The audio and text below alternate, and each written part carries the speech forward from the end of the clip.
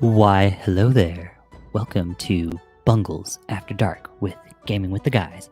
I am your sexy host as always, Gaming Jason.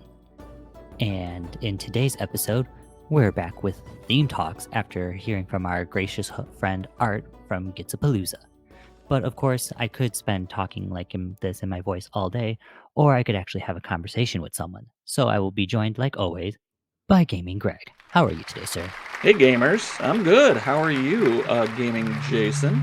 I'm doing very well. Thank you for asking. And oh my god, I sound like a robot. You sound like a weird robot. Sexy robot. Weird, sexy robot. I see. That's creepy. Yeah, But just a but little bit. that's okay. Japan makes all kinds of creepy robots. Ooh, that is very true. But let's get the opinion from creepy robots from Grandmaster Cody. All robots are creepy. All robots are creepy. All robots are creepy. Okay, fair enough. All robots are creepy to an extent, except the one that plays the trumpet. That one was pretty cool. I still think they're all creepy. I They're like don't. cats. They just want to murder you. That's true. No, see, okay. Now here I'm going to go into. I'm not. We're not even 2 minutes in, and I'm going to go into a rant.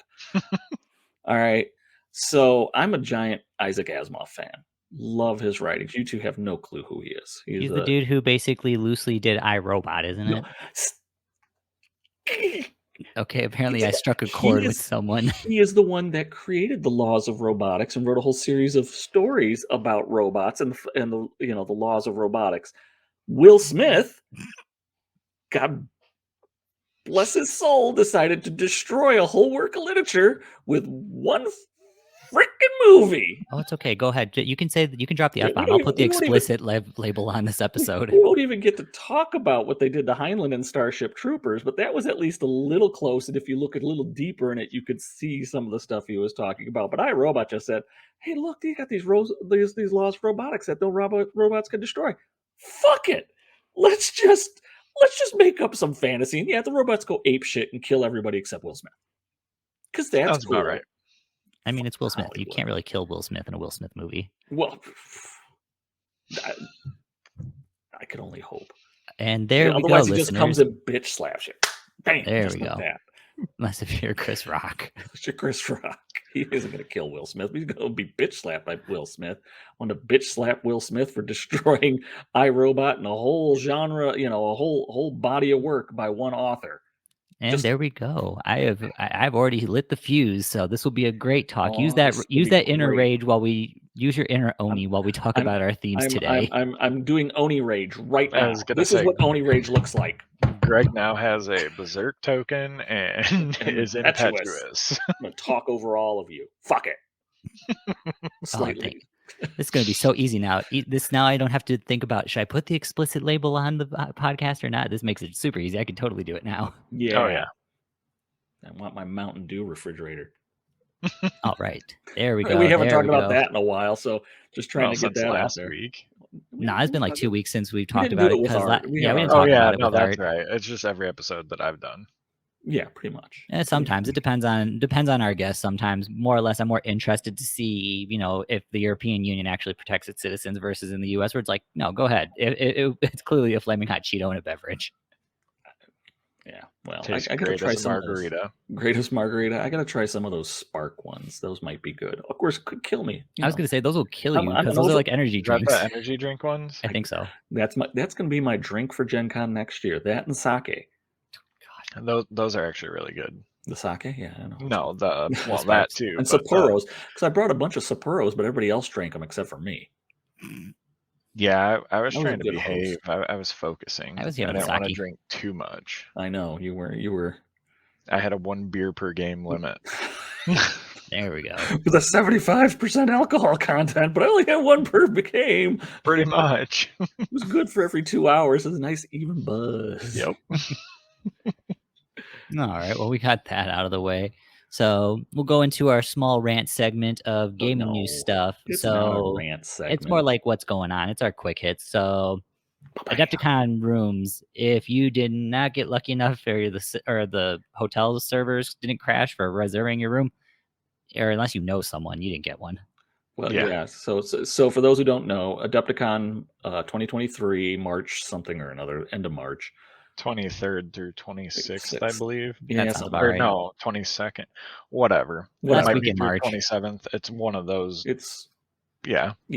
So the rooms went on sale, and I'll be honest, I totally blanked on it because I was actually doing work today. Shocking, I know. However, there were others who were and because we live so damn close, why am I getting a hotel room? Same. Cruise over, it's like tops a 10-minute drive, if that. Yeah, same. It's not that far for us. But Cody, however, was looking, and how quick do those room blocks go? I think for sure within 7 minutes. I mean, I kept trying, and by 12:10, I was on the Facebook, and basically everyone was like, "Yep, rooms are sold out." So, because their stupid processing system. Basically, it was like, enter your credit card. Great, enter it again. And by the time you do that, and I even had the scan autofill bull crap, and it was all sold out. So I was like, oh well. So and I'm just looking because our friend Jason from Splintered Brush, he got a room. He got a room at the Renaissance, but 6 minutes. He got lucky, and as he says, whoever he had somebody else who was clicking the button had the hair trigger on the thing. So he got his That's room. good. I mean, I'd rather someone like that get the room than me, because I have options, staying with you guys or other friends that are out there, for the low price of being my painting slave for a year or something like that. Sure. I could say that. Sleep in my car at Walmart. I already figured out how to get you to paint my miniatures. It's except for Shiho. I can't figure freaking Shiho out. That's all right. It's whatever Cody. See, my goal is whatever Cody paints, by the third time he's soaked them, stripped them, and painted them again, and has a paint scheme, he's just tired of painting them anymore. I just buy the unpainted miniatures, and we swap. Yeah. Genius. So we just did with our Void Monks. Yes, we did with the Void Monks. Genius. So that's I'm clicking things here.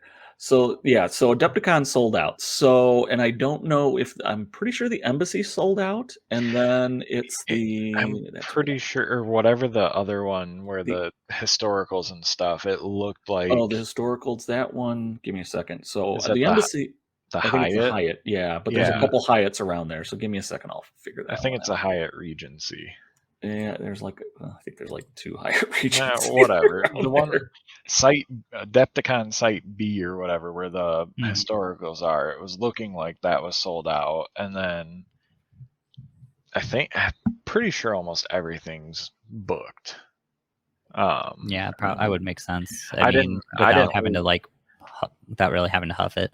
Yeah, I didn't look at any of the other hotels. I was just going based off of the Facebook comments, because I only was going to get a room if it was at the convention. I didn't really care otherwise. Yeah, the one of the historicals is at the Hyatt Regency Schaumburg, which if you're getting a hotel room tonight, it's only $118 a night, which actually that's pretty good.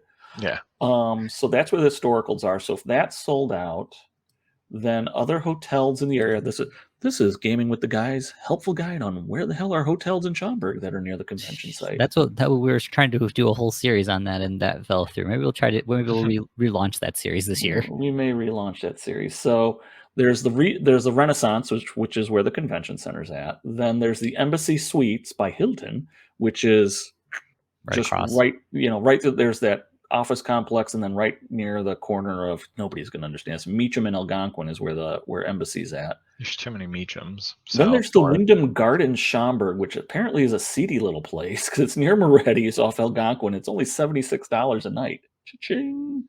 And then a little further down is the Holiday Inn Express, but I think they tore that down. Google Maps obviously hasn't updated.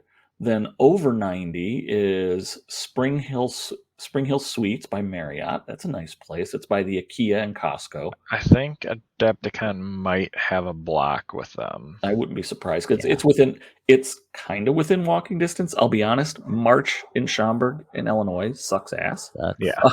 You might get a lucky year where it's like nice, but no, it sucks pretty much year round. But they might have it'll snow in the morning and be pouring when you're trying to leave. That's how it is every year, and 30 degrees. Yeah, but I think if I remember right, they have like the bus or the trolley service, so that's probably why they got a room of blocked off areas. That way, there's at least some sort of public transportation. Because good luck trying to drive over there unless you're like there at the crack of dawn. Yeah, and something else too, because I was looking just kind of for kicks and giggles, and there's quite a few Airbnbs that are pretty close by too. Actually, a couple that are just north of the convention center that are, I think, like $100 a night or something. It's just like a 1-bedroom, 1-bed room in someone's house, and there's a few where it's like full townhouses and whatnot that are about the same price, maybe a little bit more than what the hotel stay was. So get creative. Yeah, just other options, for people. Yeah, I'll say, and what we may do on our Facebook page is put up a map showing hotels, and then maybe doing some videos on how to get to places. Because to be perfectly honest, if within a 2-mile radius of the convention center, there is just a crap ton of hotels. Oh yeah. And as you get closer to Woodfield Mall, there's more. Which there's an added bonus to being closer to the mall is one, there's a lot of restaurants around there. Yay. And two, there's just a lot of hotels. I'm just looking at, there's a Homes to Suites by Hilton, extended stay, which for those of you who want an insight into Gaming Greg's life, we had our wedding reception across from this particular extended stay America. And they also, the day of my wedding, they also had the North Central Illinois Crime Task Force show up across the way with a sniper on the building over the way, because it was fantastic. They had some drug dealer. They had some dude hopped up on coke and shot his gun. And then said, "Oh wait, yeah, there's a bunch of people in the room with the guy with the gun," and there wasn't. No, it's fantastic though. It was like watching live PD. Best wedding ever. So there's that place. There's the Hyatt Chicago. There's a Courtyard Marriott. That Courtyard by Marriott's really nice too. DoubleTree. I think the Courtyard has a block as well. Wow, that would be a really far out for him. Hampton Inn. And then further down, probably the farthest one out, that's a really nice one. Oh, if you want to be by Legoland, there's Quality Inn. And Legoland's kind of far though from that. I mean, you're close to the bus station, but it's about 2 miles. It's about 2 miles. Really? And then the farthest one out, which I would probably say is about 3 miles out, is the Chicago Marriott, where they used to hold Adepticon years and years and years ago. Okay. But there's lots of hotels. Again, if you have a car or have somebody that could drive you, or don't mind Uber, it's really there are a bunch of hotels to stay at that are, honestly, within 5 minutes or less, you could get there. And Saturday morning traffic is nothing. Yeah, Saturday morning traffic's not too bad in this region of the Chicagoland area. And then also you do have the public transportation from the Northwest Transportation Center. Or, okay, here's going to be my last thing about Adepticon, then we'll move on from it. Or what we could do is I'm going to rent myself a mini school bus for that weekend, and I'm not going to run any events. I'm not playing in any events, but it's be the Gaming with the Guys fun bus. There you go. Just runs back and forth. Just get a party bus. And I'll drive. Forget about Adepticon. We're just going to we're just forget about Adepticon. Just be like party bus. It's the way in which I'm going to raise money to get better cameras, better microphones. That's brilliant. It's just with the party bus. You tell me your hotel, I'll come and get you. I'll drop you off. I'll run all. I don't need to sleep. We'll have some tables set up, so you can try and get a turn or two in that for a game system as you're driving around. Just it revolves with different bus loads. Like you have to continue the last player's game. You know what? In the back end, I'm just going to put a barbecue grill, so I'm going to also double as a food truck. There we go. We also know how big like a small bus is, right? That's like 6 to 8 feet long. Like you're gonna be lucky to fit. Don't rain on this parade. Don't rain on this parade. This is a genius idea. We're just upgrading to a full size now. We're removing some seats out of the middle. We'll put them back in, but I only need it for 4 days. That's all. Okay. Yeah, that'll be great. Go to the local school. We need to commandeer your bus, and we need to also modify. There's like there's a bunch of buses that are right over down the street from where I live. I could just Yeah. Anyway, I'm sure I could rent something. It's the Bungle Bus. It's the Bungle Bus. There we go.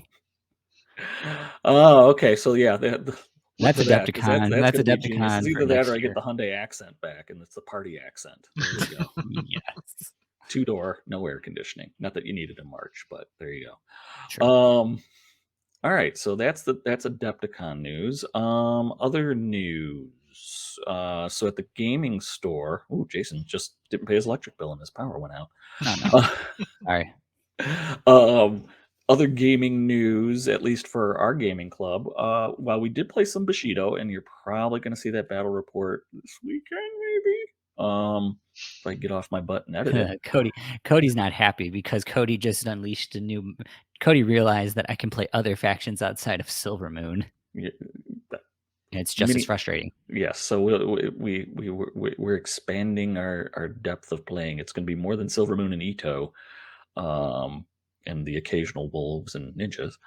But anyway, we dipped our toe into I don't even know what those games are called because I'm old. League of Legend type games. What are those? MOBA games. MOBA games. Oh. So we played Corvus Bellis, Aristea. We had a 3-way going. Ooh. Yeah, it was sexy. I lost miserably. Shocking, I know. But that was fun. And so and again, I'll admit I hate the video games, but one, Corvus Bellis miniatures are really cool. Two, it's actually a really well-written rule set.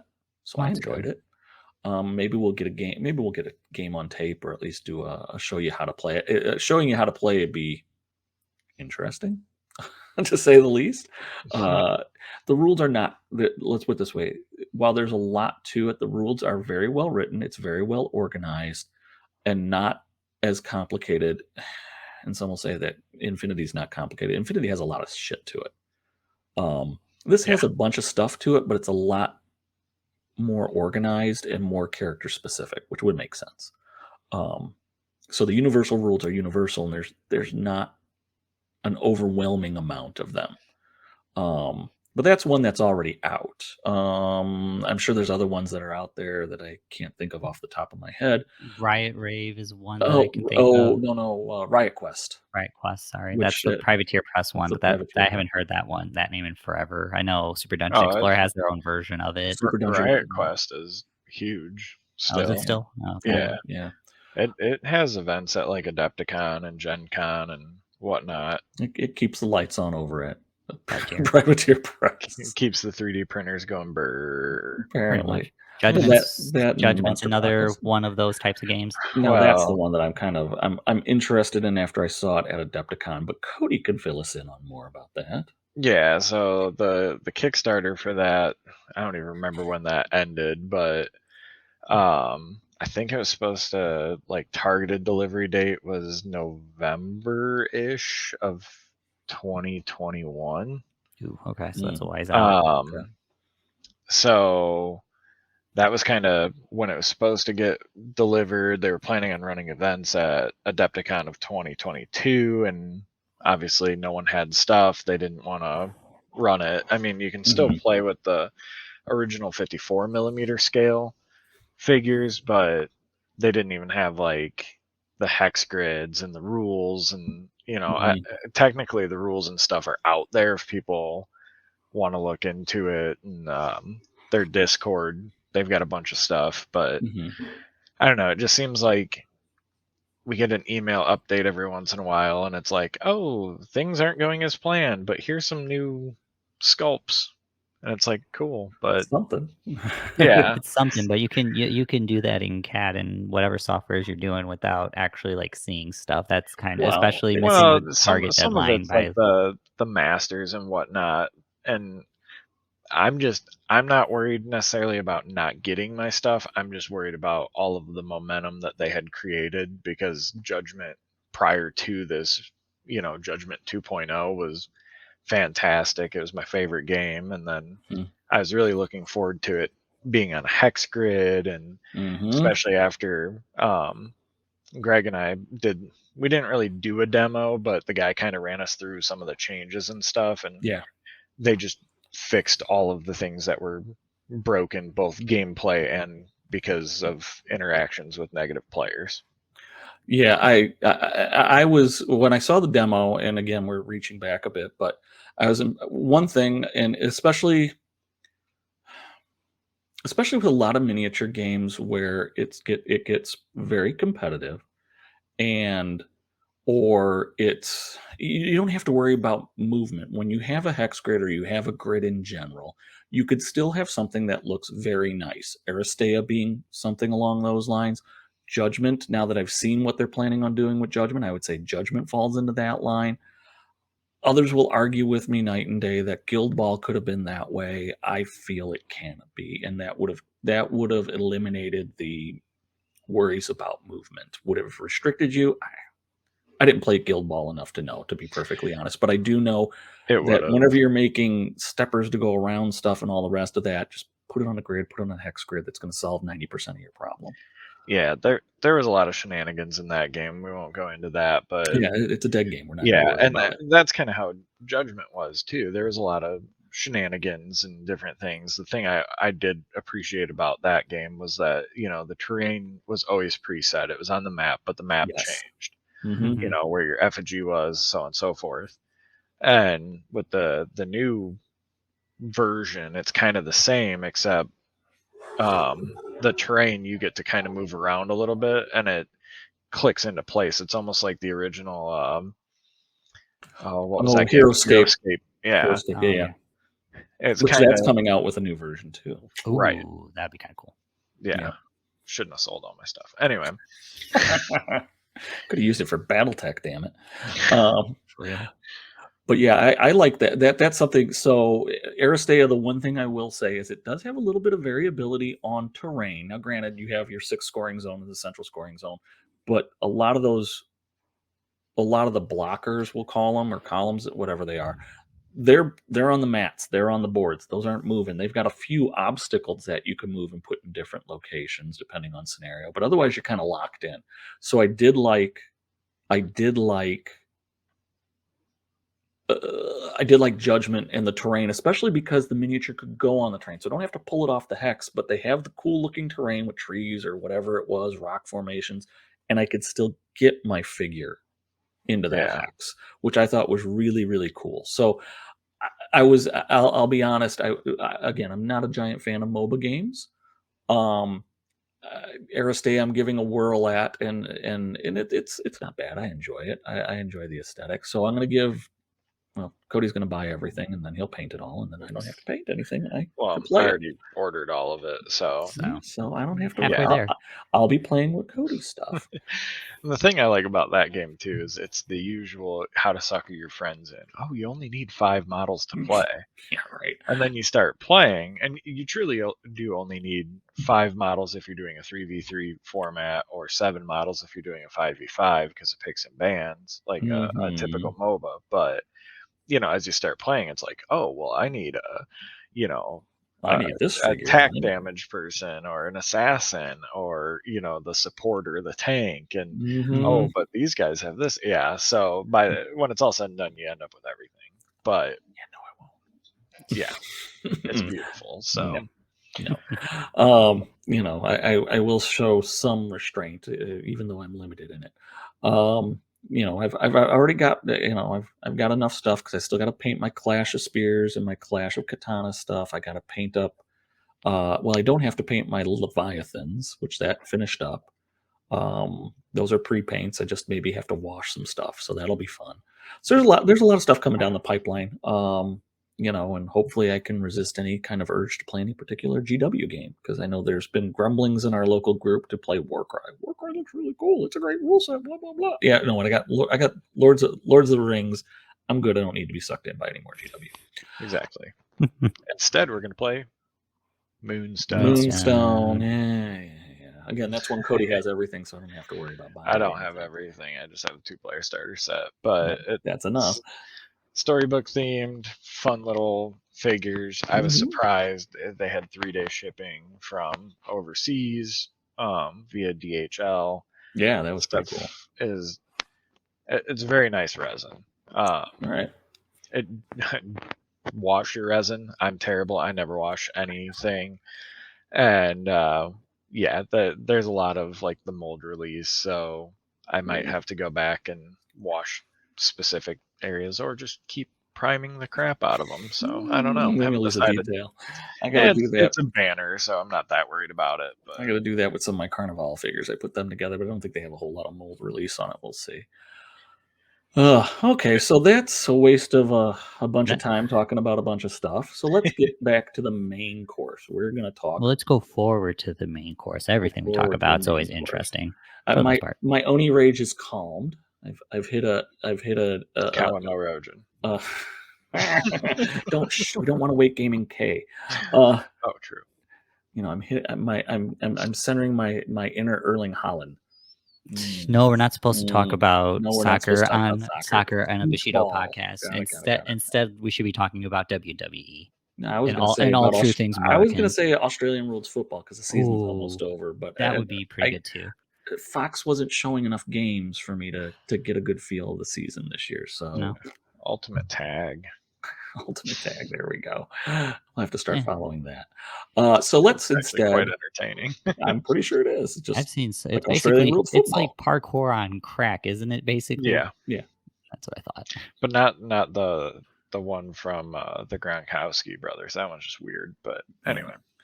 All right, so we're talking Savage Wave themes. So last week we had Art from Gitsapalooza on, and we did our top 3, and that was great. It was great to catch up with Art and kind of go over that. And again, like I said last week, I'm going to say this now. When we're putting these themes together, keeping in mind, 1, Savage Wave is not very big in our meta. 2, we don't really play Savage Wave that much, but we all are interested in it in some way, shape, or form. Because Giant Onis are fucking cool. Little Bakemono swarms, that's pretty intense. So think of it as players who've played the game, are familiar with the rules and familiar with the mechanics of it, are building a list, but really kind of taking a look at this at the first time. Now, don't think that we just whip these things up today. We've actually taken some time. I've taken some time. I don't know about the other two. Grandmaster Cody, he's a idiot savant at putting together lists and stuff. Like he's the Rain Man of this one took me a little bit. This one took me a little bit more than some of my other faction talks, just with the theme that I ended up picking. Well, that one theme out of the group. Yeah. Well, I wasn't thinking that, but then as I was going through, I was like, "Oh, son of a bitch! Like, I can't pick. I can't get some of these filler things to take some of this other stuff that I want." So I made the best out of what I had. Yeah, I was surprised you picked that because I did not want that one. I would have been like, "Oh, I'm not feeling good. I can't do the podcast." I made it intrigued. I think I made it work out of what I had. I wish I could have tried to do some things a little bit differently, but I was trying to also cover some bases. Okay, well, with that said, we will start with Gaming Jason, who picked Wrath of the Red Sun. Wrath of the Red Sun. So this is the new theme that came with the Risen Sun's expansion pack or cycle deck. Expansion, or was it their starter? It's the cycle deck. Sorry. Okay. So we'll go over the theme just in general. So whenever friendly Oni or Oni show models deal damage in a melee exchange, place a counter on this card at the end of the activation. Yep. Sorry, that was a lot there. I don't know why I stroked out there. Second effect: whenever a friendly Oni or Oni show kill an enemy model in a melee exchange, add 2 counters to this card at the end of the activation. Whenever a friendly Oni or Oni show is killed in a melee exchange, remove a counter from this card at the end of the activation. You will remove all counters from this card at the end phase. Friendly Oni and Oni show models weapons gain +1 strength modifier for each counter on this card. So if you do things right, you basically are roid raging. That's the best way to describe this. Is how I think it is. Which also shows in what you're only permitted. You're only permitted to take Oni and Oni show in this theme. So you're only taking the big guys or bigger guys. Nothing that's a medium base or smaller. The big dogs. All right. So what did he put in his list? Next slide. Yep. Bam. So I have this list built around Oyami. 24 Oni. We didn't really talk about her, and honestly, I didn't see a whole lot about her until I got this thing. But I think she's kind of what's going to make the rest of this work. So 24-point model, Oni and Koji, 3 in melee, 3 to boost, 1 in range, speed 5, key stat of 2/8. She wields a bone club that's +2, brutal 1, combo attack 1, powerful attack 1, and throw attack 1. So pretty good melee set there, even though it's all costing you +1. She's Fear 6, Oni Rage. She's strong in melee, and tough 1. She for key feats has Consume Soul, Inspiration, which will be very important, and then Stolen Glory, which has some interesting use cases to kind of help me deliver her up the field. I did put Spirit of the Consumed on her, which was maybe my one questionable choice, but considering that I need her to kind of do a lot, and that'll kind of get explained as we get into her unique effect. I need her to have that extra key. I need her to be as key. I need her to be as key charged as possible. And so the main reason why for her, she's kind of the focal point to, I think, making this work, is one, she can only use her inspiration on Oni show, which I think in Wrath of the Red Sun, you want to have a lot of Oni shows rather than the Onis. You can take a bunch of Onis, but it becomes difficult because you're only going to really be able to maybe take 4 Onis, just for their point costs alone. But the nice thing that kind of helps me at least maybe try to take some numbers if I want to take the Oni show. Oni and Oni show models, except for Kijo models, activating within 4 inches of this model gain a frightened marker until the end phase. So it is a negative, but as we go along into my list, it'll start to make a little bit more sense. But as the starting model, being able to boost or to buff my Oni shows, or my Onis, or actually just the Oni shows, with inspiration, that's huge because I can basically start having Onis at 4 dice in melee, which will be huge, given their skill set. And then Stolen Glory, which is it's a nice, interesting ability. It took me a little bit to figure it out, but just to kind of run through it real quick. When a friendly Oni show model deals damage in a melee exchange in the pulse, if this model is not base to base or in an enemy's model zone of control, once the melee exchange is resolved, this model immediately charges the enemy model. Neither model loses activation counters for this charge for participating in the melee exchange. If the enemy model is removed from play, only this model may use Consume Soul feat this activation. So effectively, she can, if you're within the 6 inches, I mean, the 6 inches can kind of be small, but not really when she's on a large base. But all of a sudden, she could be flying down the board for a free charge. It's like super bonsai almost, because if I read it right, if I'm understanding it right, she's not losing the activations for doing the Stolen Glory, and whoever I'm charging is not losing it either. So it's both of the 2 ways, but I'll take it considering that I'm going to be basically having an Oni flying down the board to charge you, and I'm still going to be able to affect you with fear and some other stuff. Yeah, and one thing I'll say, is 6 inches a small pulse? No, it's you got to remember, you take her base into account. That means the pulse itself is 6 inches in each direction. So it's 12 plus whatever the base base. of the board. Yeah, that's a good section of the board, and especially if you put that one in the middle, that covers a lot of real estate. And she moves 5 inches, so she's got 10, so she can get through a good amount of rough terrain if there happens to be some in the way. Mm-hmm. Yeah. And I like the frightened thing is negative, but at the same time, it can be a positive, because if you Oni Rage and make your guy aggressive, but then they're frightened, you can null that out. You throw the inspiration on them. Yeah, you null the defense. And then you can roll the dice how you want, and they're basically net even at that point. Like, yeah, you had to use key for inspiration for that, but still, they can, if you have the big brain to set it up right, your opponent might think that you're going to be aggressive, but then you're coming in and beating them or doing whatever you need to do. So, and that's the reason why I gave her Spirit of the Consume, was just that way I could give her the extra keys. That way I could make sure I could get like inspiration out or some of those extra things. I need her to have as much key as I can. Yeah, that makes but sense. Cody did make a good point on the frightened thing, because that's kind of how I need to get this to work. Because if we'll go to the next model now, and this is going to be a common thing unless if you picked eldest brother. Yeah, Boba. So Boba, my number 3 pick from our top 3. One thing I learned is apparently all the Oni show are all aggressive. Yes. When I was going through them all, so having Omi there to back me up, to throw the frighten in there, it is a negative, but with inspiration and then some other things, I can at least even it out, or depending on depending on the situation, it could actually save my ass. Yeah. Depending on how I need it to work out. So Boba, I love this guy again. If Wasapu was an Oni, 15 rice, 3 in melee, but can't boost. But he's got a range 3, and 3 on the boost for that. Moves 4 inches, so slower compared to other Onis, but normal speed for Oni show. Key is 1/6. Improvised weapon at 0, but Iron Skulls, which is what makes him basically Wasapu but an Oni. Pierce 2, so busting through armor at +2 strength also. Lightweight and force back attack at 1 if I need to force someone off the zone. Range bands are 3, 6, and 9. He is aggressive, which I led to earlier. Brave, he's got Fear 5 and Tough 1. For key abilities, Consume Soul, Far Throw, and Strafe. There you go. I mean, you can ignore the other two. Let's just concentrate on Strafe. Basically, he's my rain option. If he gets into melee, it happens, but I'm not too worried about aggressive with him, even though his range band's a little bit short. But honestly, if he's throwing those skulls at someone, even if you're like heavily armored, you're definitely respecting him, or you're definitely needing to dedicate resources to close that gap down, especially if you don't have a range option yourself. Mm-hmm.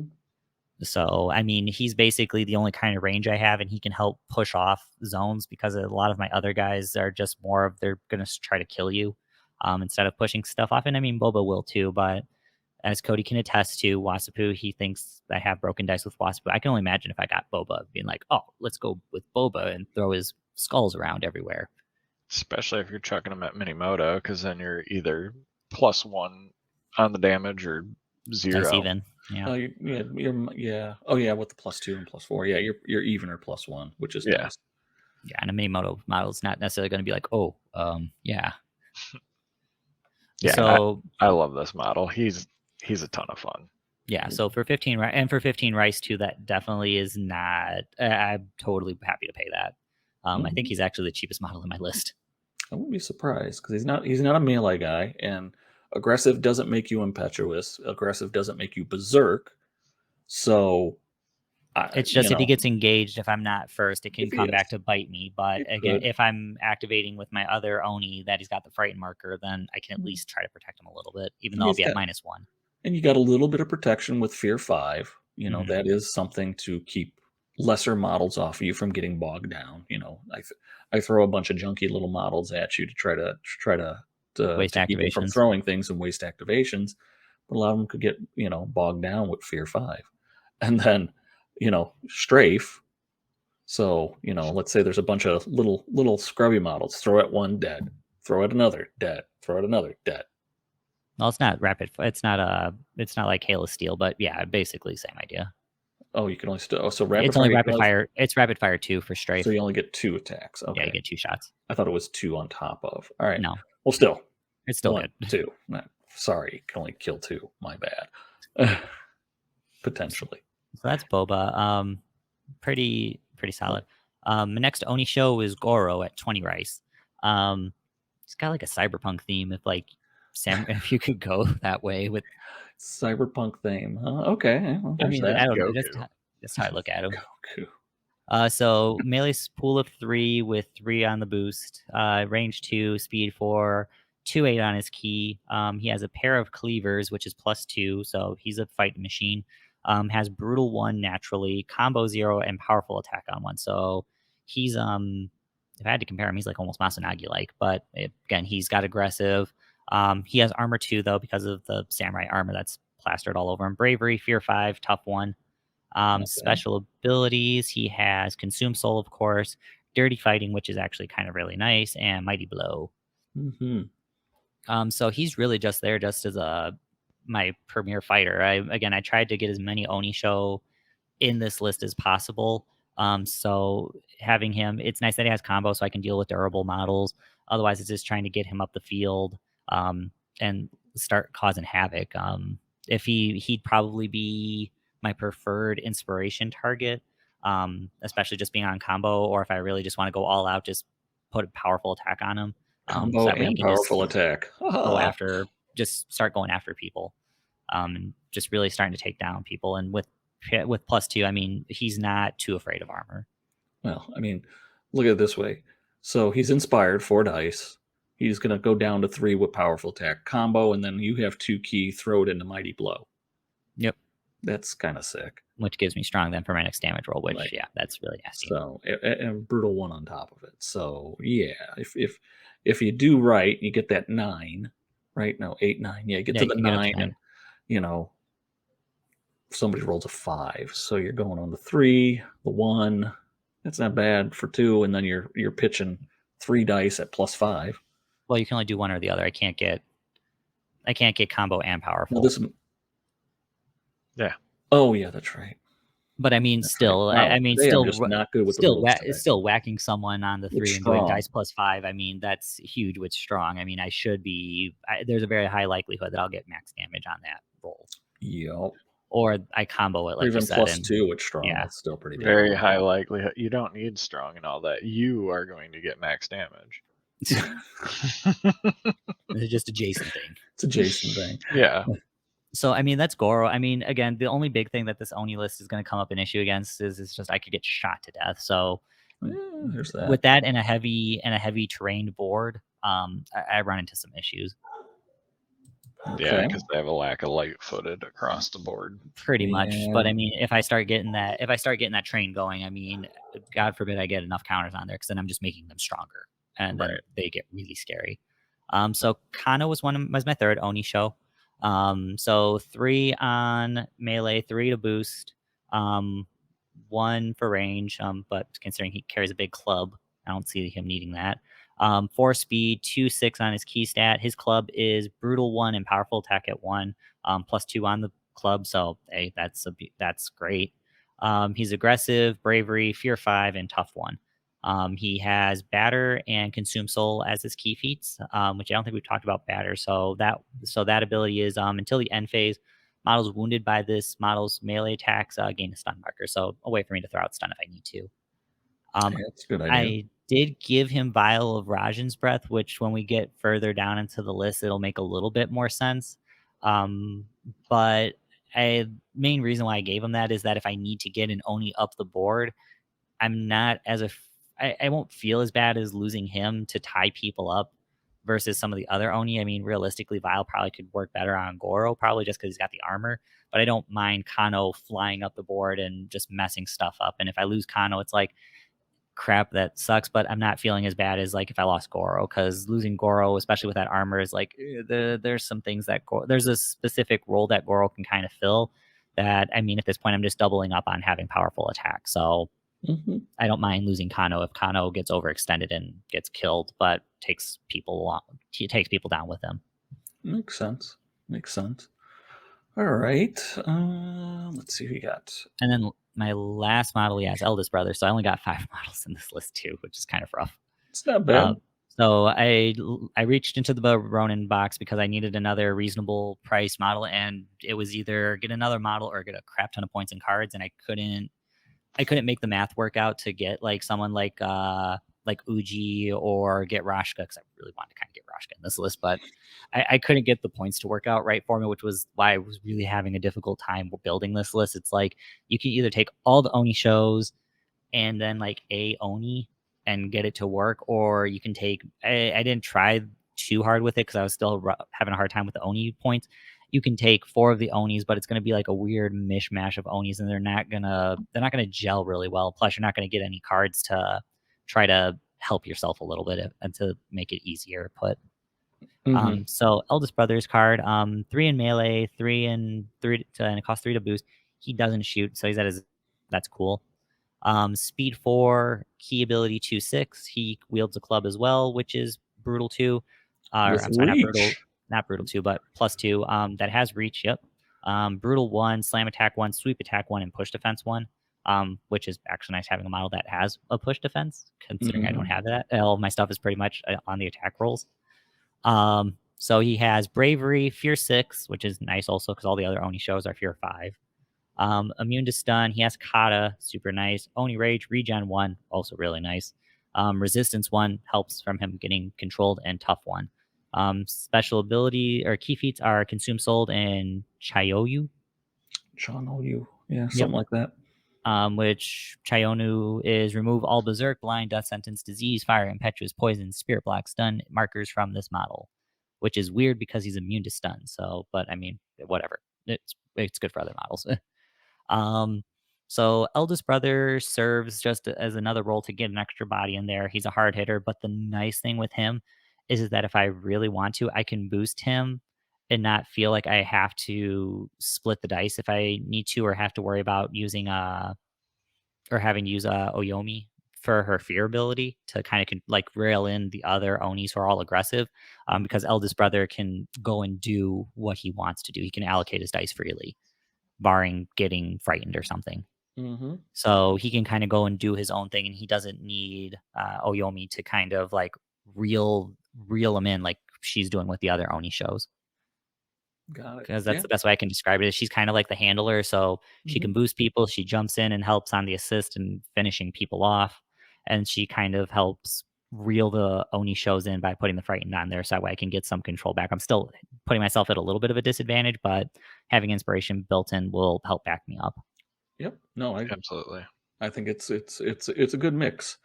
And then, like you said, with being frightened making you defensive, that'll naturally knock out the aggressive, so that's helpful too. Yeah. And It's almost one of those where you go in aggressively, and then before if I go in somebody's going to aggressively, and retaliate, then then you move her in, so that way they're within 4, and so then they get frightened. pretty much that the idea that I've kind of thought of is that once I get someone engaged, if I can get Oyomi to charge in there to do stolen glory, then Hmm. have her go in there, finish off whoever my first Oni show got into contact with, and then one that's going to give me a sun count. That's going to give me 3 sun count, or that's going to give me 3 Oni counters, or 3 counters on the card, because one for Hmm. doing a melee exchange, 2 for killing a model. So all of a sudden, all my Oni are already at +3. So that just leaves the next Oni who's going to fight be really, really scary, because at a minimum they're going to be +5. Yeah, it could get really Um, ridiculous really fast. so that can get really scary real quick, and then she'll have then thrown her fear marker on there if I did my timing right. So unless if he's going to get shot at, the next model that comes into him, at least, I'll have at least a little bit of. I can have a little bit of protection, not the best, and depending on if I only have 1 die, that could kind of screw me. But Mhm. I've leave myself with some options at least. Okay. yeah. And then I And did take a few event cards. You were gonna jump in, Oh, Cody? sorry, go ahead. yeah, I was gonna say fun little fact with taking eldest brother. If you decided you wanted to mess around a little bit, you could always drop one of the other Oni Oh, show that's and right. I take could take Drunken a Master. master. That's true. Yes. Which that would be a fun one too. So that would be a nice way to do that too. Oh yeah, and it wouldn't break but wouldn't it break theme though? No, because on his card it says that he can be taken in any theme eldest brother's in, Oh, okay. Yep. So or that whatever. would be that's a nice flex piece if I need to try it then. Yeah, I was looking that up on Battlescribe and whatnot because I was like, huh, I wonder because that could actually be quite interesting. But Hmm. I think I know one of your cards coming up, and it kind of will probably do the same thing. It So Let's should find out. fix it. It will help. It helps the main issue with this list, which is they did not take a lot of Oni, so I mean, I'm average speed, but I don't have access to Pathfinder. So if it's the next one, yep, ambush. So I took ambush in at 2 rice, or I'm sorry, I took ambush into X's 2. So it's costing me 3 rice with this. Hmm. So I basically can flank 2 of my Oni shows. If I really want to do Oyomi to have the flank, I'd rather have her in the back and then kind of jump in. But my main flank files would probably be like eldest brother and Goro. Boba. Boba. Boba's Boba's an option awesome. too. Boba's Yeah. awesome in flank because you can get him into the somewhat position that you need him and potentially get those back strikes or just that ranged threat. Even if you are sacrificing him, then everything else is kind of Hmm. looking the other way, and your big guys can come in and kind of reverse sweep. There you go. Yeah. So let's see. And So I think that should be my last card. I think that is, yep, that yeah, was that it. was the last one. So, I mean, overall as a list, I think that Cody was right that I mean this was definitely a hard list to pull together, but I think that I made something that could be pretty viable. And I think it could work out, all things considered. Will it will it win me will it win me a local tournament? Maybe, because I might be able to overwhelm someone with brute force. But I mean, it's definitely at least a fun list that I could play. But at the same time, it's like, there's some bite to this list, and it's not going to be like, it didn't work out that well. And then the nice X factor is how much can I get that ball rolling for how strong I can supercharge my Onis. Now, if I screw it up and do it too soon or if I do it too late in the turn, it doesn't mean a whole lot. But like I Right. mentioned in my what would be hopefully my good like beginning strike, if I get a model engage and then have Oyomi do Stolen Glory, I mean I could easily be +3 counters on my card. Right. Um, and having an Oni show and an Oni on one model, I would, unless if it's like a specifically like large, like 25 plus point model, a lot of those other models are not gonna. It'd be very surprised if they lived up to the Oni show, but having an Oni charge in afterwards, that's the not a good likelihood that they're going to be standing. And then that just Okay. supercharges the rest of the Onis then to be like, oh, hey, guess what? I'm +5 now. Oh, I might have to be a bit more defensive because even on the 0 chart, you have a very good likelihood of getting 12s on me. Yeah. Right. And then Yeah. that only builds on it because if I keep on damaging more, then it's just that ticker keeps going up. Yep. Yep. Yeah. Yeah. And that theme, I think, is hard right now just because of lack of, I don't want to say lack of options, but lack of point options. Yeah, your point range is really Everything's restricted. kind of like 16 to 18 for the Oni show, but there's only a couple, like, one of each point value, including eldest brother. Goro's 20, and then all of your Oni Well, are 26, 27, 28. No, I mean, I was thinking about taking Waka actually. He's 22, but I think he's one of the cheaper Onis. There's like one or two that are 22, but they really need like, if they had one or two like Onis that were 20 points and not like the Oni show, like for Goro, which I mean would kind of make Goro obsolete, then I would be more okay with taking it because for my 22 cost Onis, they don't really gel together Right. that well, which is Waka and Vishka, I think is her name, the beast It's handler. Yusha. Oh, Yusha. Yeah. So, I mean, I could have taken them, but they don't really gel together and do a whole lot of other stuff. Otherwise, I mean, like I said, I really tried to figure out a way to either fit the two-headed Oni in here, or Kenmo. yeah, Kenmo and Ushi. yeah, Kenmo and Kimono. Ushi or Rashka in there. That would have been really cool, but it just wasn't working out right because then I would have been like 4 models, even if I did a mix between that and the Oni show, and just trying to take a bunch of like, oh, I'm gonna take all like my big badass Onis. Like it'd be fun, but that's a really dangerous game to be playing because especially the Onis can't generate a lot of pass tokens easily, and not all of them have Indomitable or endurance to kind of weather that onslaught of getting outnumbered and getting exhausted. Right. So I Yeah. needed to make something work. So it's still a 5 model list, so it's still on the lower side, but there's at least something there and a little bit of synergy to make it work to give him the ability, and then just to kind of ramp up from there. Yeah.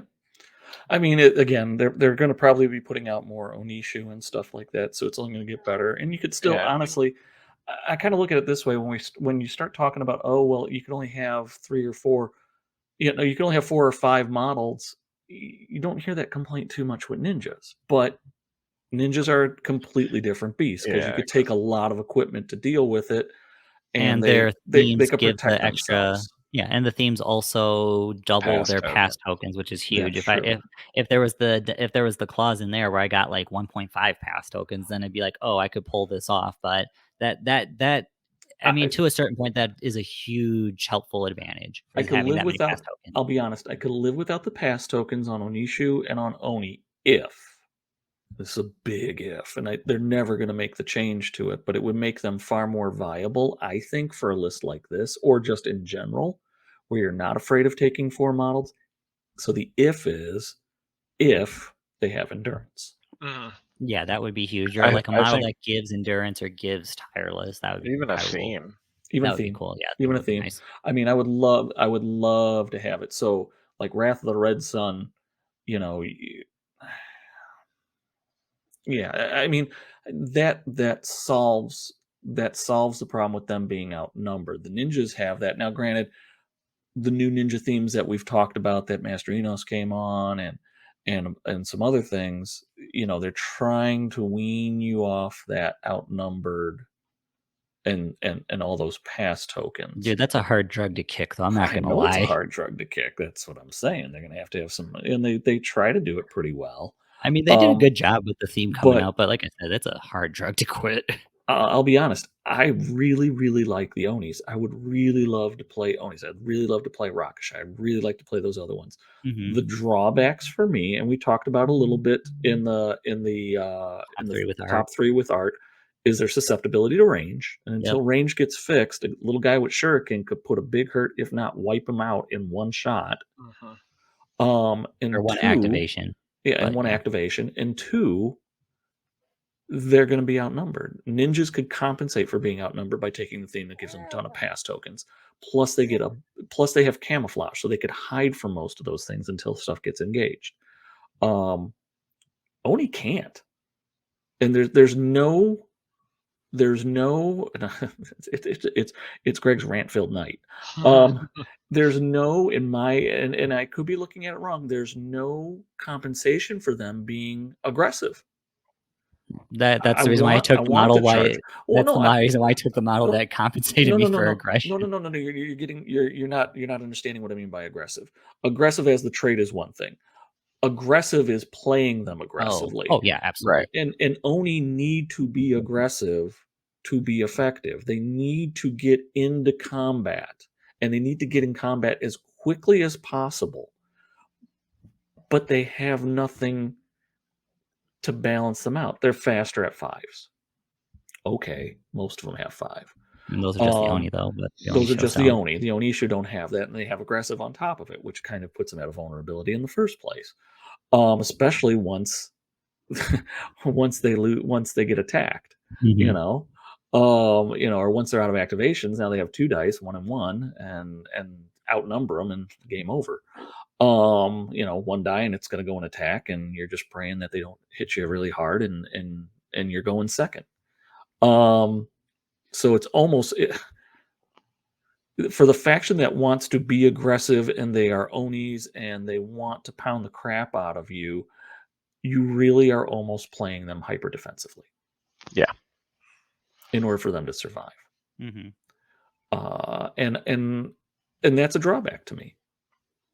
I want Onis to be Onis. I want Rakasha to walk up and beat the living daylights out of something, because that's what Rakasha does. And kill 3 models without much of an issue. I don't want little Wasapu to light him up on turn 1 and take him, either kill him or take him. He could. Because he's technically a huge base model. He's a huge base model. He is huge. He is huge. So he's plus something. I mean, Wasapu could put a blindfold on himself, spin himself around, drink a bunch of sake, and then shoot in the air, and he's still going to have a damn good chance of killing him. Shoot straight up in the air, and it's going to be a critical hit. Yeah, it's gross. Or you have the ninjas being able to throw something. The only models that really can't. You have a gun. A gun could put a hurt on them. The only advantage is, with normal bows and normal firearms, you only get that 1 shot. Yeah. So, but they're still going to put a hurt on them. Oh yeah, I mean, not that that's going to stop them because they have consumed soul to negate that. But the 1 key model that just shot you isn't going to. They're not going to compensate. The gunman who just shot you for 6 wounds, 6 or 7 wounds to you from his shot, and you're going to go and eat him and get 1 back. Yeah. It doesn't compromise. It doesn't work itself out. And I know people are in the mindset that range is not consistent, but range can be consistent. To us, it can be pretty consistent, and we've extensively played to where it's like range is the big determining factor in a lot of things. Range. So the argument with range being not being consistent, range could be very consistent, especially when the models are bigger. Yeah, when they are medium, large, or huge, that starts to swing that, because even if let's say I take it to 5s, so I'm shooting something at medium range, and I'm not moving, my target didn't run, there's no cover, so they're at 5s. The best I could get is success level 3. Now put it on a large base. Now I'm down to to 3s. So if I get that 8, now I'm success level 5. Mhm. If it's a huge model, success level 6. And if it's rapid fire, it's going to be success level 6 on the first one, success level 5, or success level 5 on the first one, success level 4 for the other shots. So if I'm shooting 3, I'm success level 5 on the first one. If I'm taking it down, if I take it down to 2 and I'm on the 8, success level 5 on the first one, and the next 2 are on success level 4. Now again, I have to roll the damage. And that's the only mitigating factor in this, is that I have to roll damage, and damage is random. But I'm still going to do some decent damage on that. Yeah, especially on those higher number charts. Anything above, like, and I mean, they're all a majority of the stuff is all tough one, but again, anything past really the 4 chart, it's like you're gonna do something.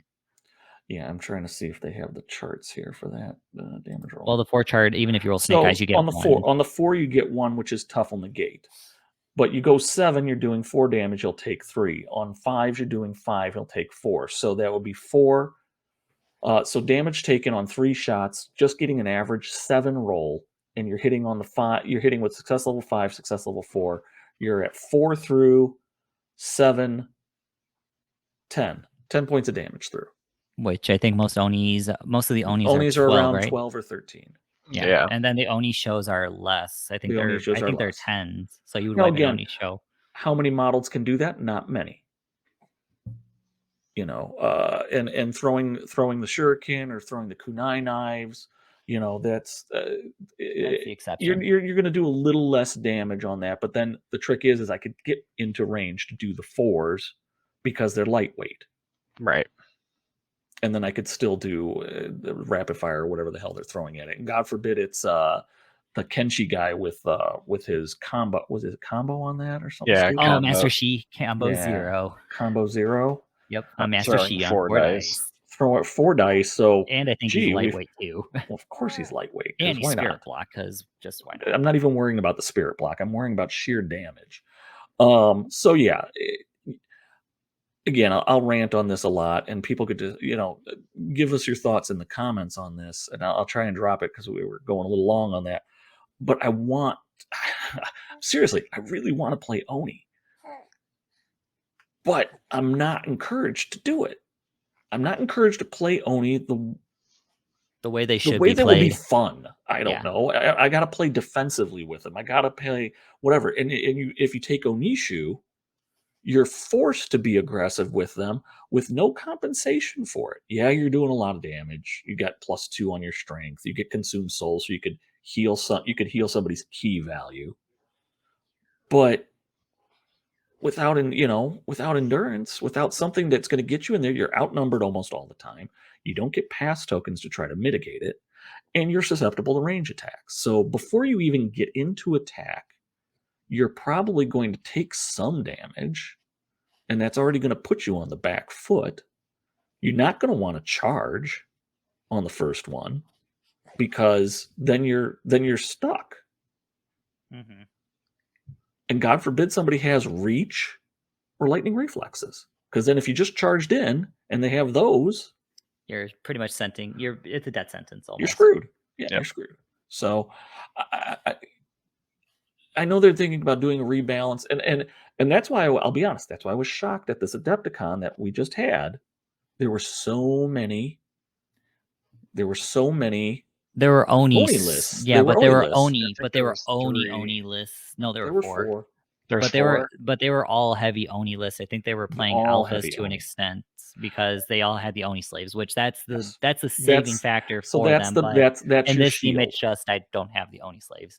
Right. And that would be nice to take 1 or 2. And so that will be what everybody is going to say. Well, you could take Oni slaves. All right, so I'm throwing points. Throwing at least 8 points, because I think that's the cheapest Oni slaves. 6. They're 6. So I throw 12 points, and maybe if I take June, that's going to be another. He's 8. He's 8. So that's 20 points, which is an Oni or an Onishu, to get myself 3 get out of jail cards. But I have to have them near me.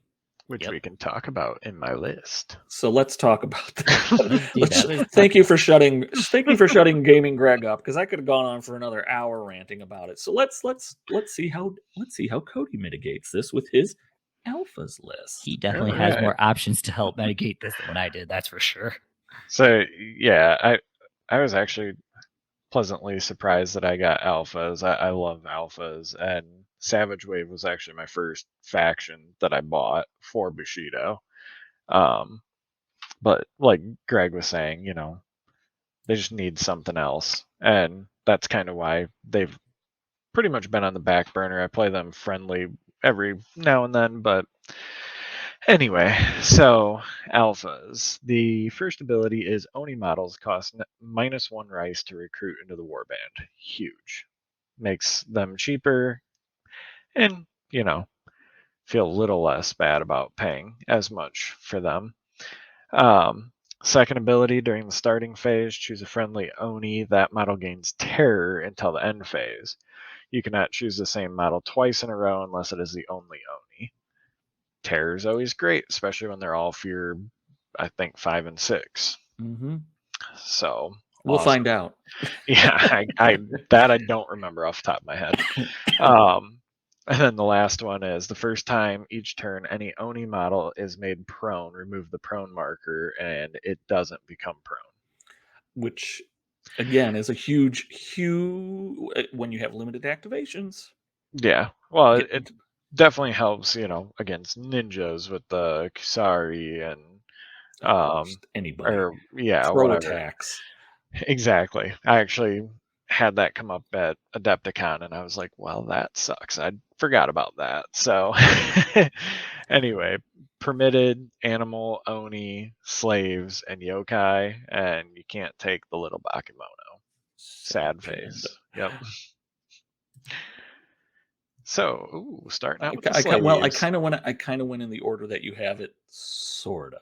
Oh, wow. So, what was whatever Battle Scribe put it in. So, that's pretty much it, yeah. Starting out with June, he's a slave, 8 rice.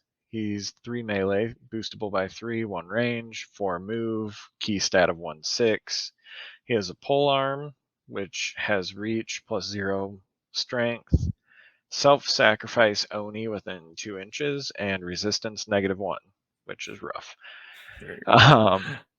He's got the key feat bloodletting, which is 1, and it's a simple, and it's target base to base with himself, basically, or Oni, with an sorry. Oni. Yeah. So target friendly Oni and base to base suffers 1 wound, ignoring armor and tough, and then June gets an Oni blood marker.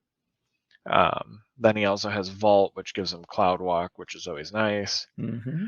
And for a unique effect, is during the starting phase, he may spend Oni blood tokens, and if he does, he suffers a wound, gains Fearless, Last Stand, and plus 1 melee weapon strength until the end phase for each token spent. Ooh. So, yeah. You could really, you know, jack him up on some Oni roids and do some damage. I like June as a VIM sometimes, kind of putting him in position like you're gonna self-sacrifice. Just don't forget that he's your VIM and self-sacrifice him. Yeah, but there's a victory point down the tubes. Yeah, having Cloud Walk, you know, you can kind of have him there in the middle of the board, somewhat safe, and then just Cloud Walk over the combat, running him to the back line, and it's just like a little gotcha. And because he's a unique, he can be chosen. So it's also something to watch out for if VIM is declared by your opponent, because they could potentially take him, and he is, I don't want to say a weaker fighter, but 6 health, nothing really that can get him out of combat if he gets stuck in with no special attacks or defenses. No way to get evasive or anything like that. So yeah. But yeah, he's just all around good 8 rice model. I can't disagree. And you know, if you need to sacrifice him, he's a meat shield. Yep. So here's your next one. So the next one's Did I move off Kimono. of June too fast? I go back to No, June. no, you're good. Okay. I So just put them all on the same thing because, well, it's the same damn model. Yeah, it's the same card. So we'll start with Kimono, the Savage. 27 rise, 26 with the theme, 3 melee, boostable by 3, 0 range, 5 move, key stat of 110. His club is Brutal 1, Pierce 1, Powerful Attack 1 with +2 strength. He's got Aware, Bravery, Fear 6, Indomitable 2, Oni Rage. He's strong for melee and tough 1. He's got the usual Consume Soul. He has Savage Beating, so you can get that combo attack to go after those pesky skeletons. And then he's got a unique effect where you can switch between him and Ushi, and you just have to transfer states and damage. So I always just mark damage on both cards if I'm playing these guys, just so I don't have to try and figure out where they're at. Yeah, that makes sense. Or, sometimes if you smudge, you're like, wait, was I at 3 health or 4? So they're considered the same model when creating the warband, and then he also has the unique effect of this model may move through destructible terrain, and if it does, remove the terrain from the battlefield, so no needing to wait and pay 2 key to get rid of rice bale barricades. Oh, thank God. And other things. Or portals. Well, I don't know if I guess that would work. I totally want to destroy the portals because that's the only way you could do it is to get into contact, do a wait and blow 2 key. So, well, yeah. I mean, I guess if you technically run through it, you still get the bonus from the ideal terrain. I just want to destroy it. No, I know, but it'd still be cool. Go up to speed 7. Anyway, he's a good fighter. Oh, Typical Oni, just beat the crap out of stuff. Ushi is the one that you're mostly going to be in. Can't argue with it. I can't argue with you there. That was out of the 4 listed Adepticon, I think all of them had Kimono and Ushi. I think so. Yeah, and Ushi, I mean, pretty much turns 1 through 3, unless you're doing something wrong, you're going to be an Ushi, and you might switch to Kimono in turn 4 just to go beat the crap out of something, or if people get models on him. But yeah. So he's only Ushi time. He's got 2 melee, boostable by 3, 3 ranged, which is boostable by 3, 5 move, 310 for key. He's got a club with brutal and push attack 1 plus 0 strength. He has a whip. A cool whip. It's -1 strength, no specials, and the range is 2, 3, 4. He's got all the same stats, basically. It's Aware, Fear 6, Indomitable 2, Oni Rage, Strong, Tough 1, and he gets Willpower 1. So he, unfortunately with him, you don't get the Consume Soul, but you do get Dominate, which is 2 key active, and it's target within 6. So target non-exhausted enemy model must be chosen to activate next. That can always be fun. And then really the only key feat that you're going to need is Obey. Just why not? Yeah. It's the breakfast of champions. Obey. Exactly. If you can take enemy models, flip them around, punch their own models, take activations off, set up surprises for Onis, that's what really helps. And having it on an Oni is always fun, especially when he's on 3 key. So just control. So his unique effects, same thing. You choose during key generation if you want to be Ushi or if you want to be Kimono. They're the same model. And then models suffering wounds from this model's ranged attacks gain Cowardly. So that can always be fun considering all the fear. These guys are just really solid, especially when you're only paying 26 rise for them instead of the 27 due to alphas. Well, and if you need to, you could take, if you're worried about range, you could throw a Rashi's Fan on it. You only get 1, and this is be the model you want to fucking protect with it. Yeah, definitely. And sometimes I think, was it not the Horns of Power, the other one where I love it gives the Horns of Power, not gonna lie. Yeah, but I'm blanking Which on one? it. Jason had it in his list where it gives him the extra keys, so then you consume soul Consume. or consume of the essence soul. whatever that ability Yeah. card. So yeah, if you're Kemono, then he's 210. If he's Ushi, he's 410. Just really making sure you're getting those obeys off. Yeah. I don't want to say auto include, but they're kind of an auto include.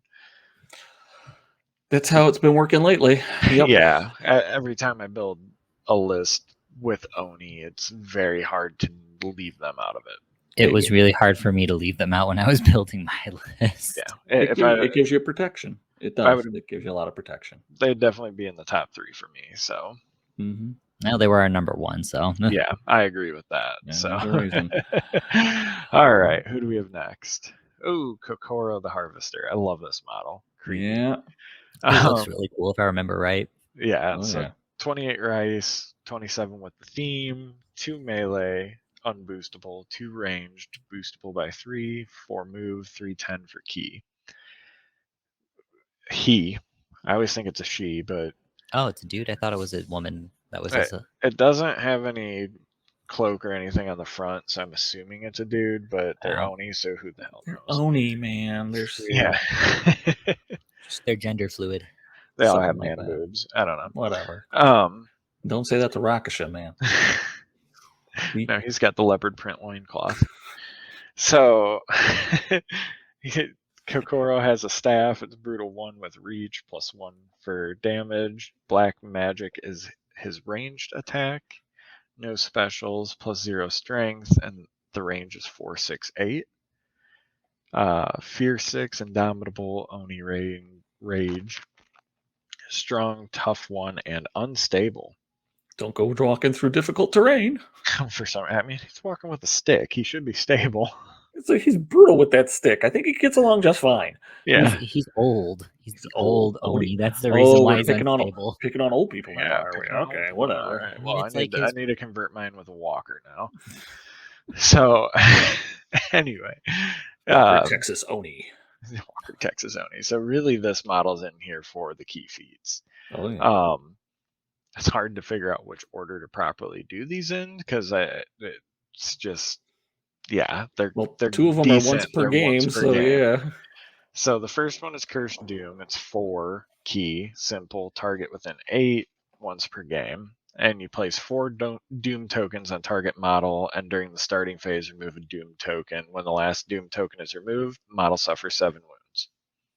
My guess is that's the first one going out as soon as possible. Yeah. I definitely think it's situational, but if you can get in range and get it on a model that you might not necessarily want to deal with, you have to let it run around and do whatever it's going to do for 4 turns, but it's going to die. Yeah, or you just block it up with June. Yeah. The second ability is the main reason why I took this model. So it's Dark Summons. It's 4, simple, and it's also once per game. And you deploy any Oni or Onisho model that was not recruited by the warband into play. Exhausted. Within 3 inches of this model and with 3 control in quotation marks. Mm-hmm. They're not in quotation marks on the card, but 3 control markers on it, and then when that model gets to 0 control markers, it's removed from play. So I wish they would have used different wording on this because the control markers are very confusing, but basically your model's good for 3 activations. Yep. And it's your model, and it doesn't get summoned and go to the enemy. No, it's yours. Yeah. But yeah, so you don't want to pay for Rashka, you get him for a turn and a half, and he can wreak havoc. And because he's gonna die. Just beat the shit out of stuff. So that's kind of why I took this model, because it gives flexibility to the list. I haven't even finished the card, but you can take Rashka, you can take Zuba if you really need Tactician for the next turn. You can take Bobata with the Bell Ringer. Mm-hmm. You can take Boba if you're dealing with Minimoto. It just really gives you a lot of flexibility in the list. Just by, it's 3 activations, but if you use it right, it's 3 activations. So yep. And it's a free card. I mean that it's the equivalent to the Free like 29 points potentially. Yeah, it's like it's almost as it's pretty much how I equate it to the one cult cards that let you basically hot swap your orphans out for like 16 points or something. Yeah. And, it'd be kind of goofy, but you can always summon in an Oni or Oni show and do the complex for Osatsu because it's just a free model. So Oh yeah, that's true. Yeah, it's true. why not? But then the last key ability is Soul Thirst. 1 key instant pulse of 6. When an enemy model is killed within the pulse, this model may heal and gain a number of key tokens equal to the removed model's key stat. That's nice. So Ooh, yeah, that's really nice. better Consume Soul. Consume Soul Plus. Yeah. And then he's got the unique effect of if he damages a model successfully with its ranged attack, place a darkness counter on this model, and the ranged attack gains +1 strength for each darkness counter on this model. And he can't have enhancement cards attached to him. For so right he can take reasons. Equipment, but he can't take enhancement. Okay. No, okay, so we can still take the Consume Soul thing. No, so it depends on if it's enhancement equipment, because there are such things as enhancement equipment. Right. So then he wouldn't be able to take it because it's an enhancement card. Right. I'm looking at it right. I'm looking for it. And I think it's the dual version. Either way, it's fun. It's great, and it's a great delivery system to get. If you don't want to spend 29 points to get Rashka in there, you're going to get Rashka, and then Rashka you're not afraid of having Rashka do Rashka things, which is beat the shit out of stuff. Exactly. You're more inclined to just run around and throw everything in attack and brutalize everything in your path. So for quick reminder, Spirit of the Consume is just a straight up enhancement, so he couldn't take it anyways. Yeah. Right. All right, so that's Kokoro. Going to Kokomo. Oh, there's your Oni slaves. There's the Oni slave. Basically the same thing as June, except 6 rice, non-unique, 2 melee, so not as good. Boostable by 3, 1 ranged, 4 move, key stat of 1/6. Their pole arm has reach +0 strength. They're cowardly. They have self-sacrifice while they're in the list, and resistance -1. They have bloodletting, which is the same as June with the Oni blood token and same unique effect. So you can get them, like I said with June, you can make them all crazy and try and go kill something, but they're either your speed bumps or they're there for when you have someone like if you pay for Rashka, if you position right, you throw everything in attack and you just self-sacrifice if you don't kill the enemy model. Yeah. So it's basically 12 rice for 2 attempts at saving your 27 to 29 rice model. Pretty much, yeah. I mean, this is what they're saying is your compensation for being a target. Right. Whether it's now the good news is whether it's melee or you're being shot, you could self-sacrifice. So bonus there, but it's a one and done, and it's a 6-point one and done. Yeah. And they have to be within range. Yeah. Right. That I know why it's only 2 inches because it'd be a little something really quick. So keep. Well, you're a large base model. Yeah, but still, even 2 inches. Like if it was extended to 3, it might feel a little bit better. But then 3's like too much. 2.5 is the sweet spot. 3's too much. 2's not enough. But okay, and now here's the problem, because I gotta double check something here really quick, making sure that I'm not screwing up. So, and then here's the other caveats with this. Again, this is at least in my opinion the Oni's way to mitigate being shot up in range. Is the Oni slaves are the meat shields, a 6-point meat shield to take a single hit or multiple hits, to be perfectly honest. No, they only take. I think the self-sacrifice is that you use it and then you remove it from the board. So it's only whatever you only get hit. Right, it's a one and done. So if they rolled poor enough, then it's like crap. So here it is. It's sacrifice in the rule book, but it's self-sacrifice, same thing. If this model is not exhausted, or in base to base with an enemy model, and a friendly model is within X and has been successfully attacked, its controller may choose to remove this model from play to cancel the damage roll against the enemy model. So there's a lot of caveats to make that happen. One, you're not going to be moving him up as aggressively, and he's moving 4 and your Oni's moving 5. It's going to be, and you need to, if your Oni outruns him, great. So that's screwed. So then if you move him up to 5, you could at least run him and still be able to do self-sacrifice because that really doesn't freaking matter. So you get up to 6. So you could kind of be in range. But if you're exhausted, you can't do it. If the enemy bases you with some garbage, snake, anything insignificant, Yeah. his primary purpose has just gone down the tubes. I will give him credit that it's not an insignificant, nor is it an aloof model, Right. nor is it stupid. So it can be a flipper, which you really don't want your expensive 20-point something models flipping. So that's nice, but really its primary thing is to suck damage. And there's a lot of caveats on that. Yeah. I didn't realize end of rant. The exhausted part. So I had a feeling it was that way because Bodyguard has it. Yeah. It would feel a little better if you could do it if they were exhausted. I always think it just has to be in range. Yeah. The Oni grabs him and throws him in front of him, and then throws him to the side. Right. Pretty much. Who cares if the Oni slave is exhausted or not? Yeah. I'm just grabbing the guy and go, you stabbed him. Yeah, that would feel better, but oh well. Yeah. So that's the Oni slaves. Yeah. Who do we have next? Cody's waiting to see what I put in what order next. Yeah. Zuma! Did I put Zuma on my list? Oh my gosh. Yes, you did put Zuma in your list. Oops. Oops. Did I put something wrong, or was I just hallucinating? I don't know. I'm going back to the message I'm taking a look now. Oh, this was list 1.0. I meant to send you list 2.0. Oh no, I did take Zuma. That's fine. I don't remember. I think I was going back and forth between Zuma and Bobata, but I think I would rather summon Bobata in. Yeah. I could see that. Yeah, and I was messing with points and trying different things, so that's probably why I'm like, wait a second.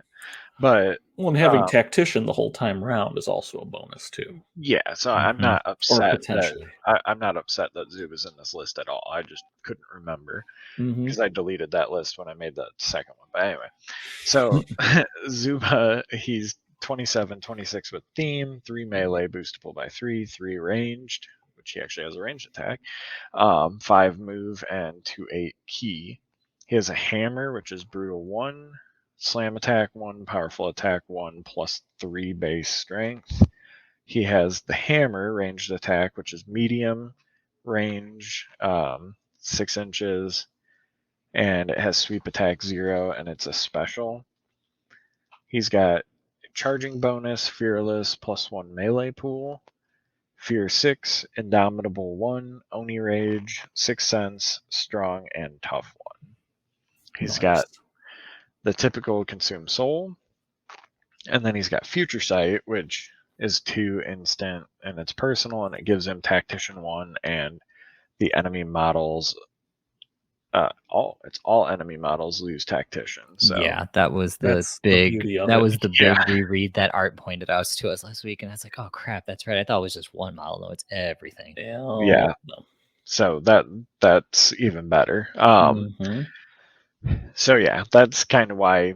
Well, I'll finish the card. So his range attacks are not modified by cover. Successful ranged attacks by this model cause no damage, but the target becomes prone.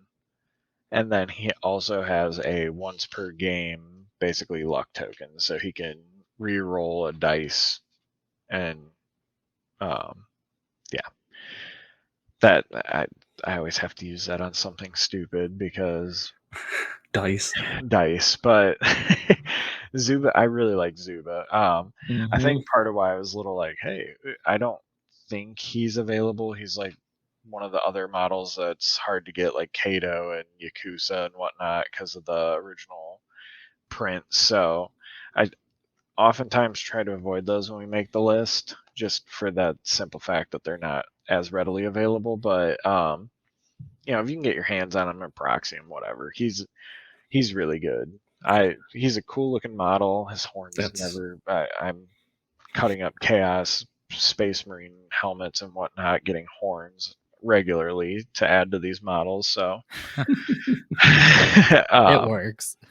Yeah, I think my Zuba's been through 3 or 4 sets of horns now.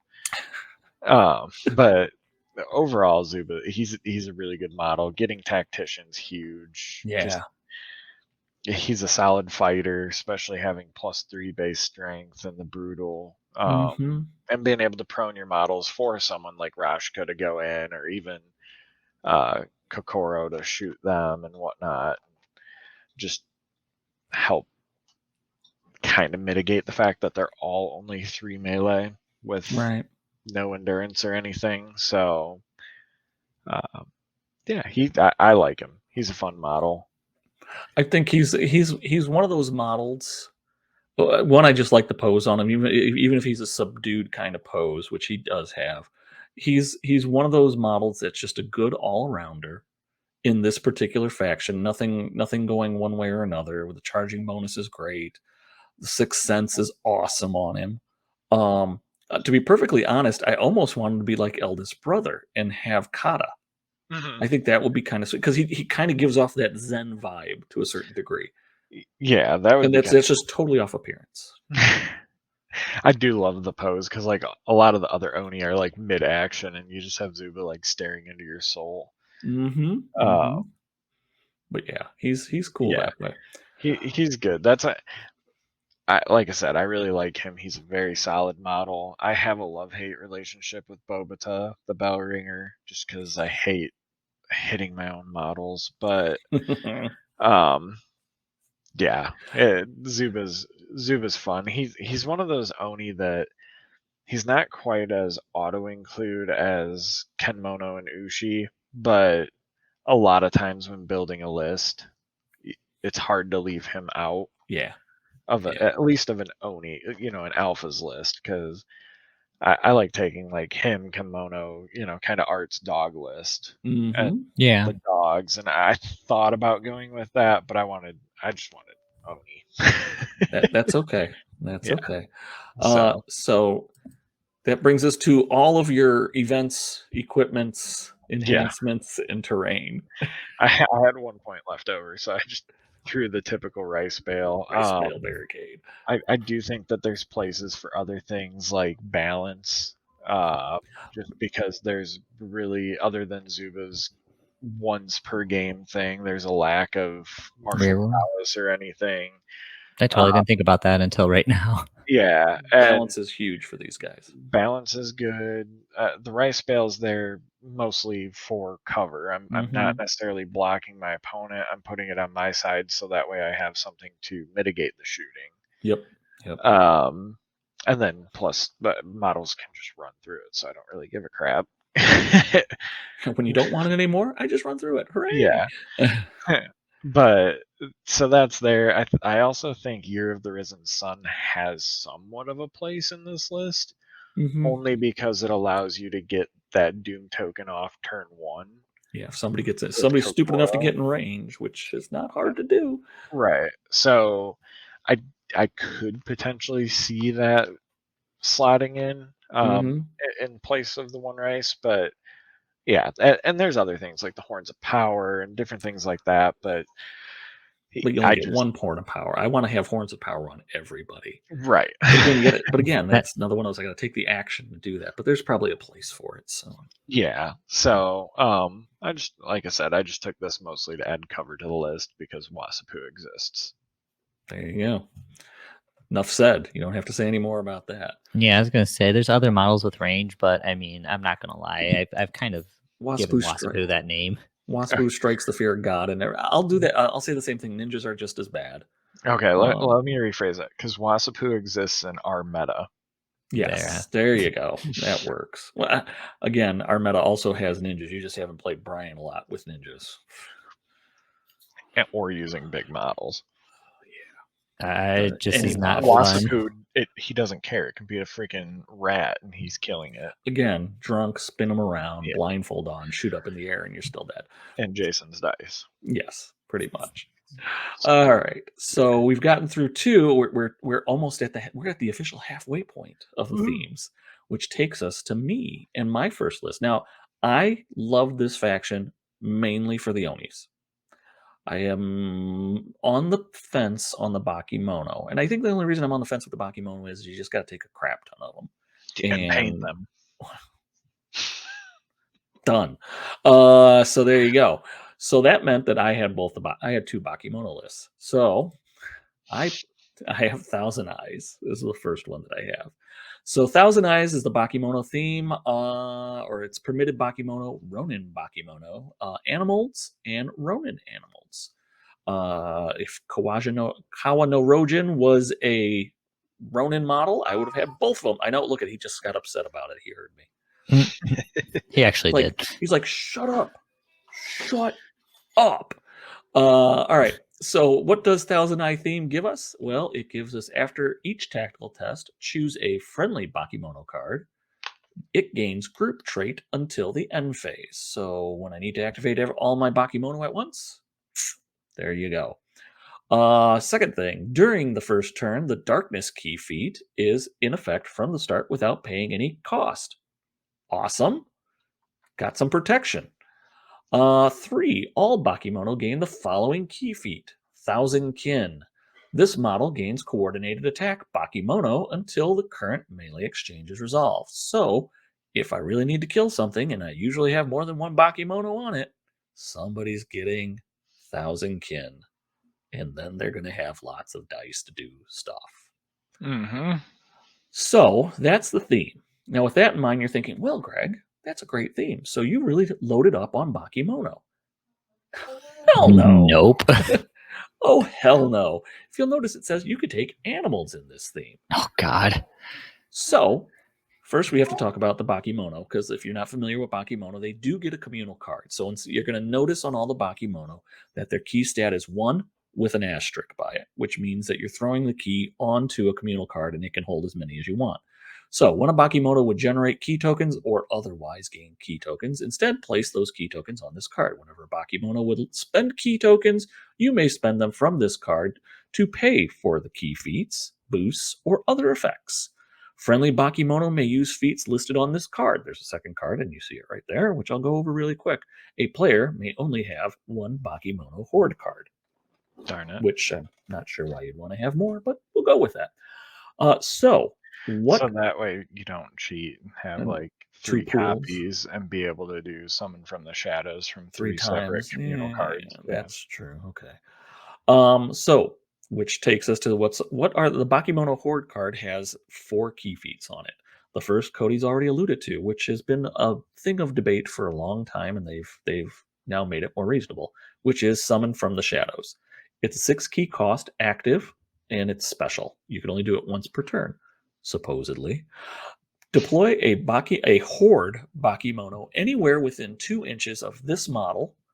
If there are no Bakemono cards available with a free wound track, this feat cannot be used. So basically, you can summon in anything with a Horde, or if you had purchased something with Horde and then it died, because there are models that don't have the Horde on it, but you can get the Horde title put on it, but you have to buy it before you summon it. So you can't just say, oh, well, I have this card. And, you got to be in your list. So you got to pay the points for it. But if it dies, pretty sure it's coming back. So that's just a way to just keep cranking out Bakemono like no tomorrow. Second key feat, Darkness, which we already alluded to. You get this for free on your first turn, which is great because it costs a fuck ton. From my standpoint, because you're going to see why when you look at this list and you're going to say, Greg, you suck. Don't play Bakemono. Darkness has 5 key, active, special. You can only do it once per turn, because why would I do it more than once per turn? I don't freaking know. That I don't know.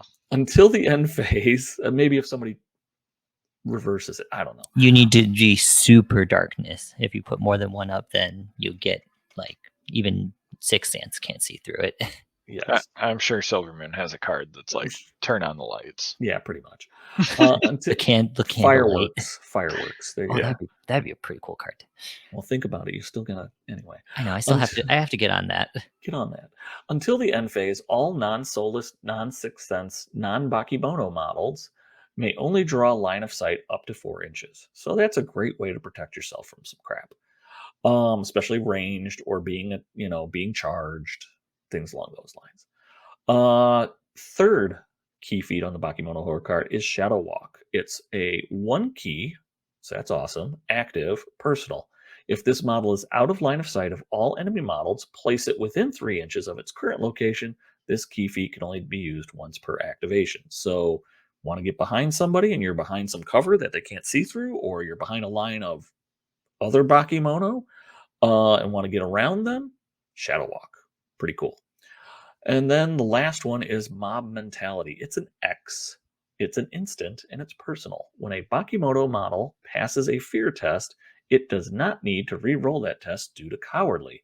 This key feat may be used after the dice are rolled as if it were granting a reroll. X is equal to the number of times this feat has been used previously this turn. So on the first one, it's 1. On the second one, it's 2. On the third one, it's 3. Resets when you go into a new turn.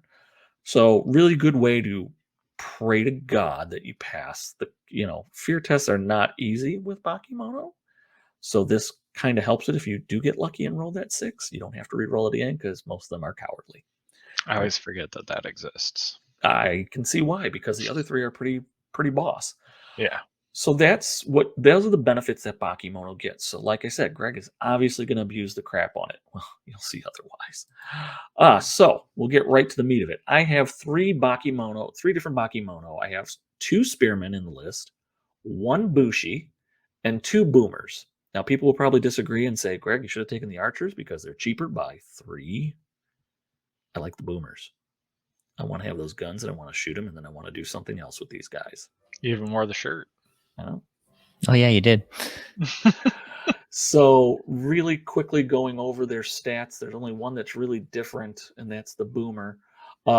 So the Spearmen are 8, the Bushi are 8, the Bakemono Boomers are 10 rice costs. They all have a melee pool of 3. All of them can boost that melee pool by spending 3 key. It's 2. It's 2. I'm sorry, 2, and they could boost by spending 3. So my fault. All of them move 4. The Spearmen and the Bushi all have 1 range, whereas the Bakemono Boomers have 2, and they could boost their shot by spending 3 key. All of them have a key value of 1, and of course it goes into the communal pool. So all of my Bakemono that I have in the list are generating 5 key right there. There's no special effects. Oh, they all have camouflage 4. They're all cowardly. They're all tiny. The Bakemono Boomers have armor 1 and tiny. So yeah, they have a little bit of armor because why not? There's no unique effects, no extra key feats for the Spearmen or the Bushi. Bushi has... let's go over the weapons. I'm jumping ahead. So the Bakemono Spearman has a spear. I believe it's +1, or is it -1? I can't see because it's really tiny. I think they're all -1. -1 melee strength, but it does have reach because it's improvised weapon. The Bushi has an improvised weapon, -1 melee strength, but combo attack 1. I wonder who's getting the coordinated attack. And then the Boomer has an improvised weapon, -2, no special effects, but he has an arquebus. How he got that, I have no clue. But we'll go with it. Still a Ryu guy. Deservedly so. +4 range strength. Its range stats look like it's 6, 12, and 15. Pierce 2, reload 2. So I'm going to get 1 good boom off. I'm going to try and take a target out. I think it's Pierce 3. Is it Pierce 3? It looks like 2. I'm pulling up the card in the app. Yeah, so it's 6, 12, 18, +4 strength, Pierce 3, reload 2. Well, damn, even better than I thought. So goodbye Minimoto armor. You're +3 when you're shooting those guys. This model loses camouflage until the end phase when it makes a range attack. Would figure because he just shot off a big honking gun. I can live with that. So that's my Bakemono core. Wow. I know. What? You only got 5? You're not going to have enough key, Greg. Well, you're probably right, but we'll see. So who else do I have in my list? Well, I have tuning. Why wouldn't I? Oh, you can see I really centered that well on that card. So tuning is the auto-include for any Bakemono player that's going to be playing somewhat Hordy, or even if they're not playing somewhat Hordy like I am. Why, you say?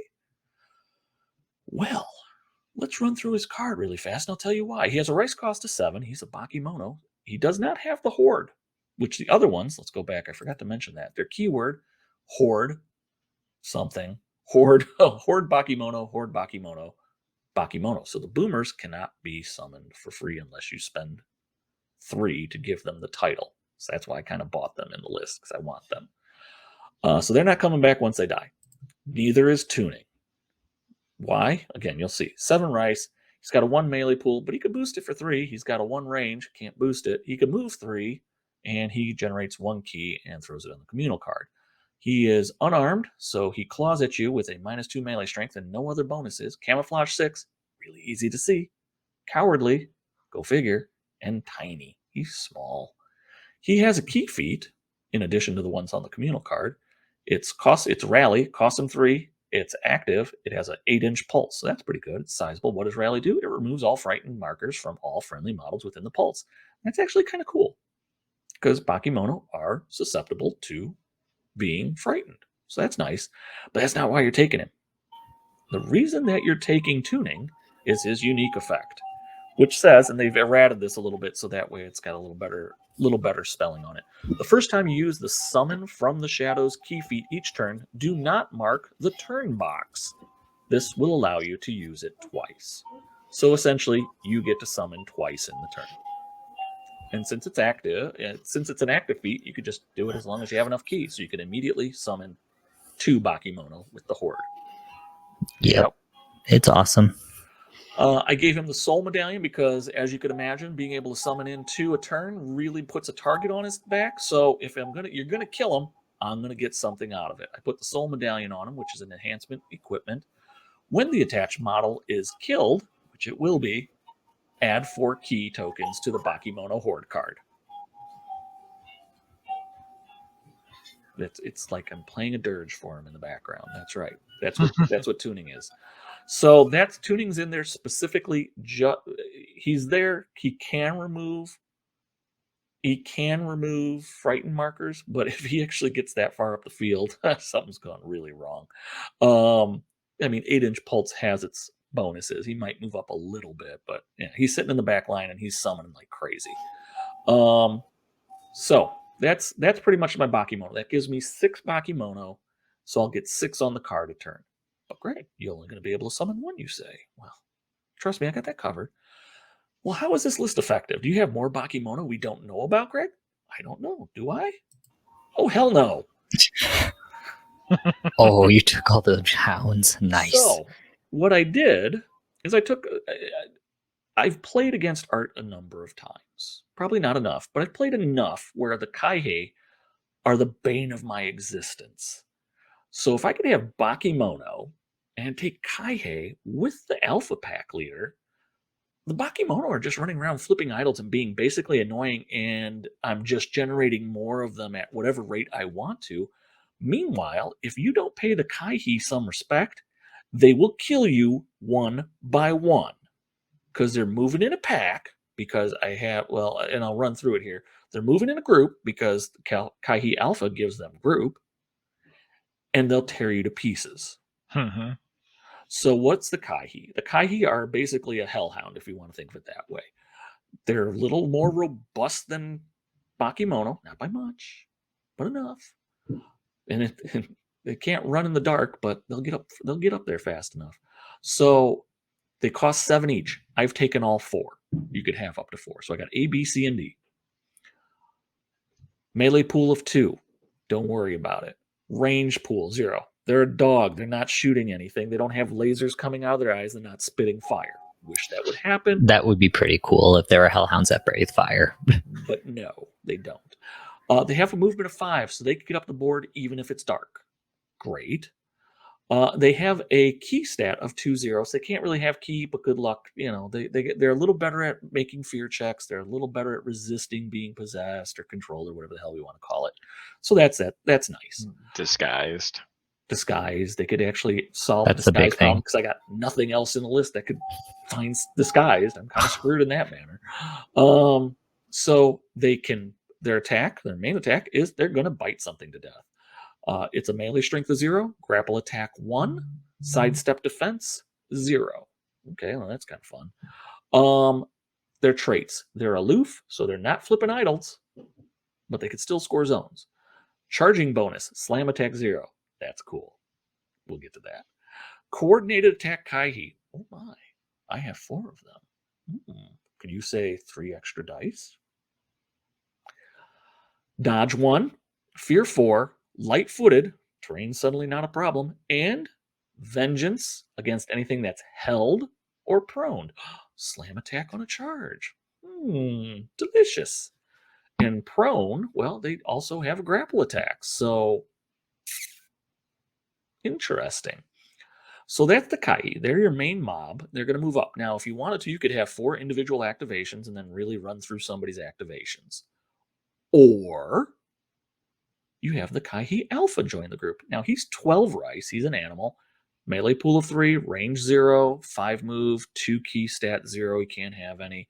His bite's a little stronger. He's got a bigger jaw. So he's +1 melee strength on his bite. He has grapple attack 1, sidestep 0. Otherwise, he's just like the other Kaihi, just a little better. Bravery. Coordinated attack Kaihe. That's great because now he can join in the fun and get bonuses. Dodge 1, just like them. Fear 4, awesome. Leadership Kaihe. So if he's around and within 6 inches, they'll all get 1 on their fear checks. Awesome. Light-footed, vengeance held prone. Great. His unique effect. And this is what makes the Kaihi, unless it's a tireless model, then they just are awesome. Other friendly Kaihi models in the warband gain bravery. Great. So now I can reroll if I botch my fear check, which is constantly. And group. So when I activate the Kaihi, I'm activating all 4 of them at once. If I decide to dedicate all 4 of them to one target, that means the last model is going to have 3 extra dice from coordinated attack. If the other model doesn't have outnumber, it doesn't have indomitable, they're going to be down a number of dice and exhausted. And if I'm lucky, probably the second one or the third one that gets in there is going to knock that guy's ass down, so they're prone. By the time the 4th one gets in, more than likely the thing's dead. If not, it's probably going to kill it. It's a good way to lock up Master Akari. You just put all 4 around him. He can't sidestep out. Sidestep around this little bitch. The trick is that first one getting in there and doing it, getting in there and having the effect and being able to have something not dodge away. But again, you could wear somebody down. And again, that this is my attack force. This moves up in mass and starts just attacking things. And I could probably do 2 and 2, but they're not going to be as effective, and then have the alpha jump in where it needs to. But I've seen how effective it is when you commit 3 to 4 models onto one model. It's just essentially you remove that model from the board because they're just going to rip it apart, or they're going to keep it real busy, and there's not a whole lot that you could do about it. They are fairly frail. Each of those Kaihe only have 5 wounds. The alpha has 8, it looks like. 2, 4, yeah, 6, 8. So it's a little more robust. They don't have armor. They don't have tough. They do have dodge. So that does help them a little bit. They are all on medium bases, so they are somewhat susceptible to range attacks. The regular ones are on smalls. The regular ones are on smalls? Oh, yeah. That's why I should have put the other card up. All right. So regular ones are on smalls. The Kaihe Alpha is on a medium. Okay, not a big deal. Darkness will help mitigate them being shot to death before they get in. Will help a little bit. Because that'll help, because I can't run them because the darkness, they're not Bakemono, so I don't get that advantage. But again, I can move 10 inches up the board because my speed is 5. Right. That's not bad at all. So that's my list. The Bakemono are there to flip idols and do all the backfield stuff and and then I just keep summoning them. And the Kaihei try to go and do as much damage as humanly possible as they move up the board. Yep. One nice thing about the Kaihei Alpha, it's not aloof, so if you get put into a tight spot, I mean, the Alpha can go and flip stuff. His abilities, his unique abilities don't put a restriction on him. But he's an animal. And I don't think it matters. They can still do the actions. It's just as long as you don't have aloof or insignificant. There's nothing in there that says they can't. We'll double check. Yeah, I couldn't remember. It's just a lot of the aloof animals happen to also have it. That's the reason why the Kawas can do. That's the reason why the Kawas again are so awesome. The Kawa's a villager. There's that. I know. Well, he could take. Oh yeah, that's anyway. So that's kind of what they do. So I had a bunch of points left over. Now I probably could have bought one more Bakemono to start. So there is some room to tweak on this. I'm not sold on how I have it, but there is room to play. But I did get a lot of stuff to put in this list. So what did I take? So I took the totem pole, no brainer there, because I need 2 extra key. So now I go from 6 to 8. Great. I took the cavern hole, because if I'm having tuning's going to stay back so I could get that extra summon as much as humanly possible. But I want to actually have my shit up front, so that way they could do something really fast. Whether it's whether it's suck up an activation before the Kaihei get in, or flip an idol, or just disrupt a zone because now I have 3 models in the zone. They only have 2, even though they outpoint me by 20 points. This will help me get stuff up the board when I need to. So kind of like that. Totem pole, obvious. Now we get into some more fun stuff. I took Unearthly Howls. Now this is the 2 points I kind of have some flexibility on. Unearthly Howls play during the starting phase. So I get this for 1 turn until the end phase, which is probably going to be 2, maybe 3. Until the end phase, friendly Kaihei models fear 6 while not the activating model. So if someone wants to come and attack me, they're going to have to take a fear 6 check. I go attack them, they're going to have to make a fear 4, which is pretty easy to resist, but it gives me some protection from them charging my guys and keeps my activations as a group more whole. And plus, again, it also burns whoever's trying to attack me. It's going to burn one of their activations, which helps me in the long run. So it was a decent take. We'll see how it works. Not too bad. Nothing in my list has rerolls, so why should you for a turn? I took balance. Makes sense. We're all going to be on even footing for 1 turn. Suck it. Now, you said, how, Greg, are you going to get to that magical 12 to be able to summon on turn 1 or 2 more Bakemono? Year of the Risen Sun. Play on turn 1, all models get +1 key token. Not going to do shit for my Kaihei, but all my Bakemono get an extra key. So my 6 goes to 12. Ding, ding, ding, ding, ding, ding. 14 because of the totem. Enough said. In fact, I could probably just sit tuning on the back line, put him behind something, and all he is going to do all turn is focus. I mean, that's pretty solid. So I could get more key if I need to. And then Ghost comes out of the shadows and out of the shadow and ganks him. That's fun. So yeah, that's my list. So it is very non-traditional. It is very probably non-optimal. Would I play this in a tournament? Yeah, I would. Would I play it in Grandmasters? Maybe. I don't think it would be something anybody would expect. Could it be easily picked apart? Probably. But I'm going to take my ounce of flesh out of somebody, and if I get to the right models and I take them out with my Kaihei pack, my Bakemono are swarming the board. If you don't start dealing with tuning and the rest of them, I'm going to just keep building up. And if you don't deal with that Kaihei pack fast enough, you're going to be out of models pretty damn quick. Tireless models throw a monkey wrench into this. Ninjas could throw a monkey wrench into this because I have to get close enough to do something to them. Yeah. Some Minimoto, I could see it throwing an issue. I think the Shiho could. Yeah. So Minimoto, I'm not as afraid of.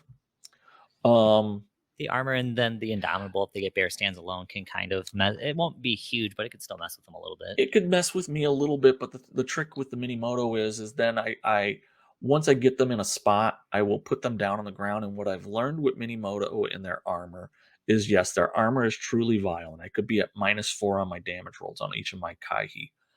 But if I take a Minimoto model down to 1, and I have my Kaihi pitching, let's say it's the last model in the group of 4, the last models, and I have all of them in base with that Minimoto, and the third guy knocked him down or grappled him. Then I have Vengeance and +3 dice for coordinated attack. He's still down a die because he can only get to Indomitable 1. And he's probably that means he's gonna be giving me a die because he's exhausted. Well, let's see. We'll say he's a 4. So he's a 4. He's going to be exhausted, down 1, outnumbered, down 2. So he'll have 2. Against my coming in with 4, Vengeance gives me brutal and +1 on my melee strength. So, and he's probably taken a little bit of damage on probably attack 2, and maybe no, he's not going to take any damage on attack 2 or attack 1 or 2. Maybe on 3 if I decide not to knock him down with the charge. So it really is going to be on 4. Yeah, it's a lot because I got to get to 7 wounds on him. But again, pitching 2 dice, I'm pitching a lot of dice. And I'm going after a heavy samurai. I'm going to put a hurt on him. And then if I have enough room to get the Kaihi Alpha in, unlikely, but possible, then the Kaihi Alpha finishes him off. So yeah, armor could be a thing, but again, high success level and good damage rolls can really trump that. So again, just gonna have to test it. That's really what it boils down to. I think it'll be fun because again, it's running around with a pack of things and killing stuff, and then little Bakimoto running around going, doing whatever Bakimoto do when they're not being attacked by somebody, because potentially your focus could be lost on that. So there's mushrooms. Yeah. So that's my list. Give us some comments. It's a different way of looking at it, I think. So we'll see hopefully we'll get it on the channel at some time and see how it plays. So Cody, that brings us to you. Oh. With mushroom raised lunatics. Yeah. Speaking of acid trips, so I took mushroom crazed lunatics, and yeah, you'll see. So the first benefit is models in this warband gain bonsai. Fantastic. Second is models in this warband may only declare run or charge actions. Darn, I have bonsai. The last one is the downside to this, which is discard this theme when a model in this warband performs any action other than run or charge. Or you can discard it in the starting phase. Yep. Who cares? Yeah. You try to get as many charges off as humanly possible, pitch it. Yeah, basically turn 2, depending on how well you do. I mean, you might be able to keep it turn 3, but or scenario, because you don't want to put yourself on the back foot. But well, it's also running. So here I'm going to throw something out there just for fun before I even go through what your list is. So I put pacifism on somebody, and then I just have them run back and forth on the back line like crazy little. Well, you can also run 0 inches. Oh yeah, lame, but oh yeah, it's a thing. Grandmaster tournament, run 0 inches. Friendly game, sir, run back and forth. Pretty much. All right, so yeah, you're gonna try to go and kill as much crap as humanly possible, I see. Yeah. All right, so let's see what Cody's waiting to see what I put first so that he knows what to talk about. Exactly. It is Ig, my favorite model. I love this guy. He is a Bakemono, 14 rice. He's 3 melee, boostable by 3, 2 ranged, 4 move, and a key stat of 2. And he has the weapon Something Sharp. It is +1 strength, powerful attack 1, counter strike defense 1, and push defense 0. Very nice. Yes. He is a bodyguard for the Herald or Council members within 3 inches. He has Camouflage 4. He is soulless. He is tiny. Oh, he's soulless. That's a pain in Mhm. the ass. Yeah, when you remember. Well, I mean, all the other Bakimon are cowardly, so it's okay to just think, Ig, he has a soul. He can be afraid. Exactly. So he's got Pylon for his key feat, which is 2 key instant once per turn. And during an enemy model's activation, when that model moves into base to base with another Bakemono, he can move up to his move stat in order to attempt to get into base to base with that enemy model. Nice. So, yeah, that's always fun, just to try and outnumber them. Mm-hmm. And it's an instant, so you're not ruining your theme. There you go. And so he has the unique effect that if there's a friendly Herald or Council model in play, he gains the Horde type. So run him in, throw everything in attack, kill him, summon him back. Which, because he's got 4, he's gonna die. Right. You're gonna die, clown. So something that really helps him is that he has a shield. And I really wish this was on the front of the card because it's so easy to forget. And it's that he gets parry +1, range defense +1, and armor +1 unless surprised. Or they have chain weapon. Yeah. Well, chain weapon just gets rid of parry. Yeah. Yep. So Well, I'm just going to point out there's this space underneath Pylon that you could write shield I might have to. or print it up and print up a whole front card and put it in the sleeve. Right.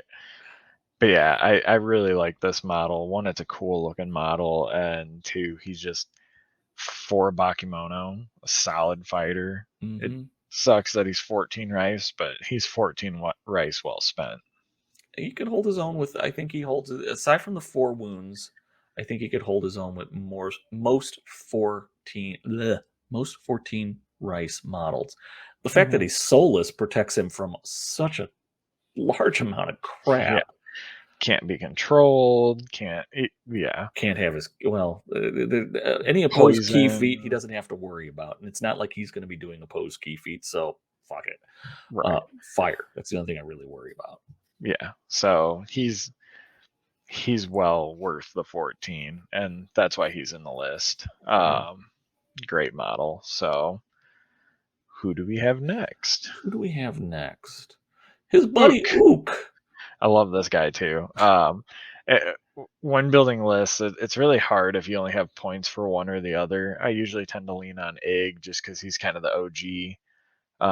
Not that he's one of the original, but for new starter sets, he came out well before Ook, so he's kind of found his place where Ook does his own thing.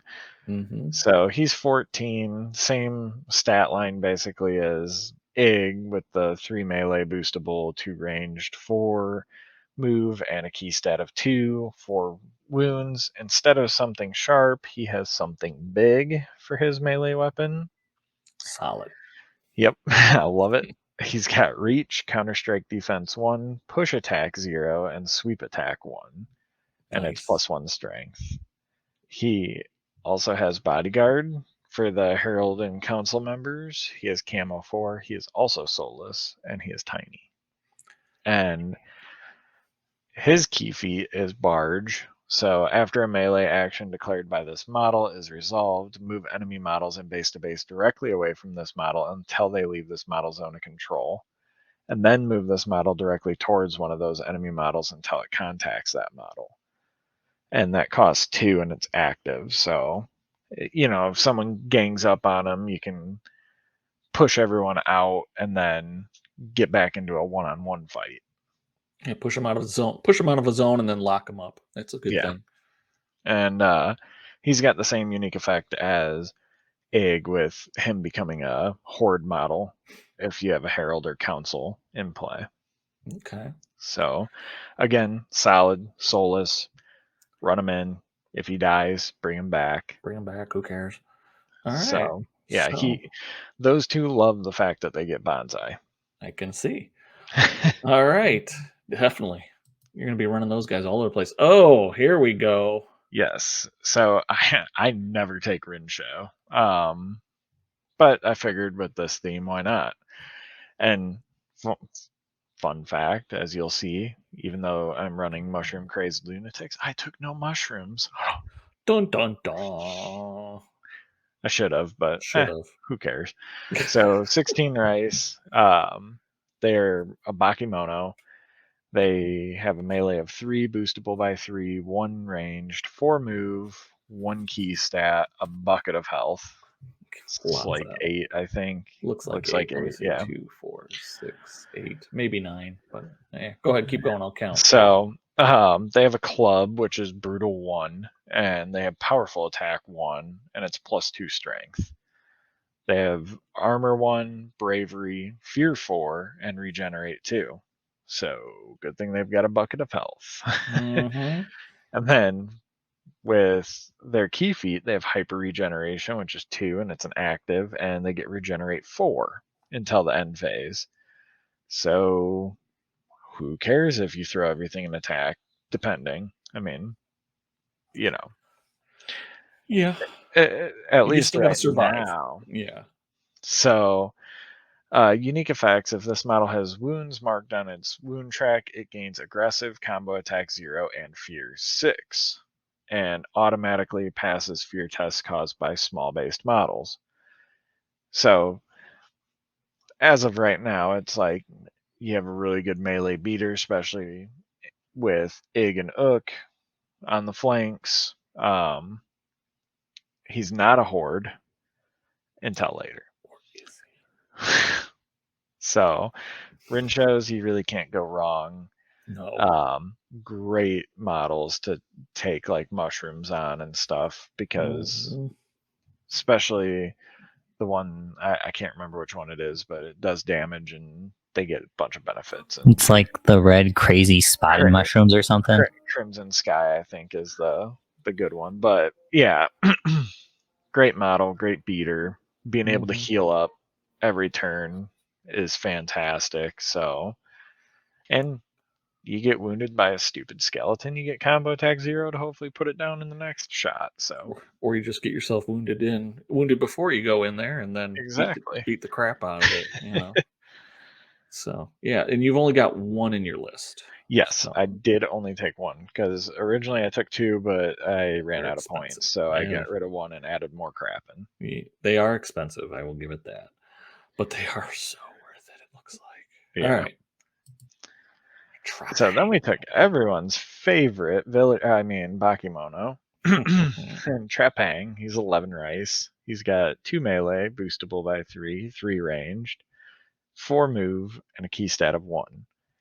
He has an improvised weapon with sidestep 0, -2 strength.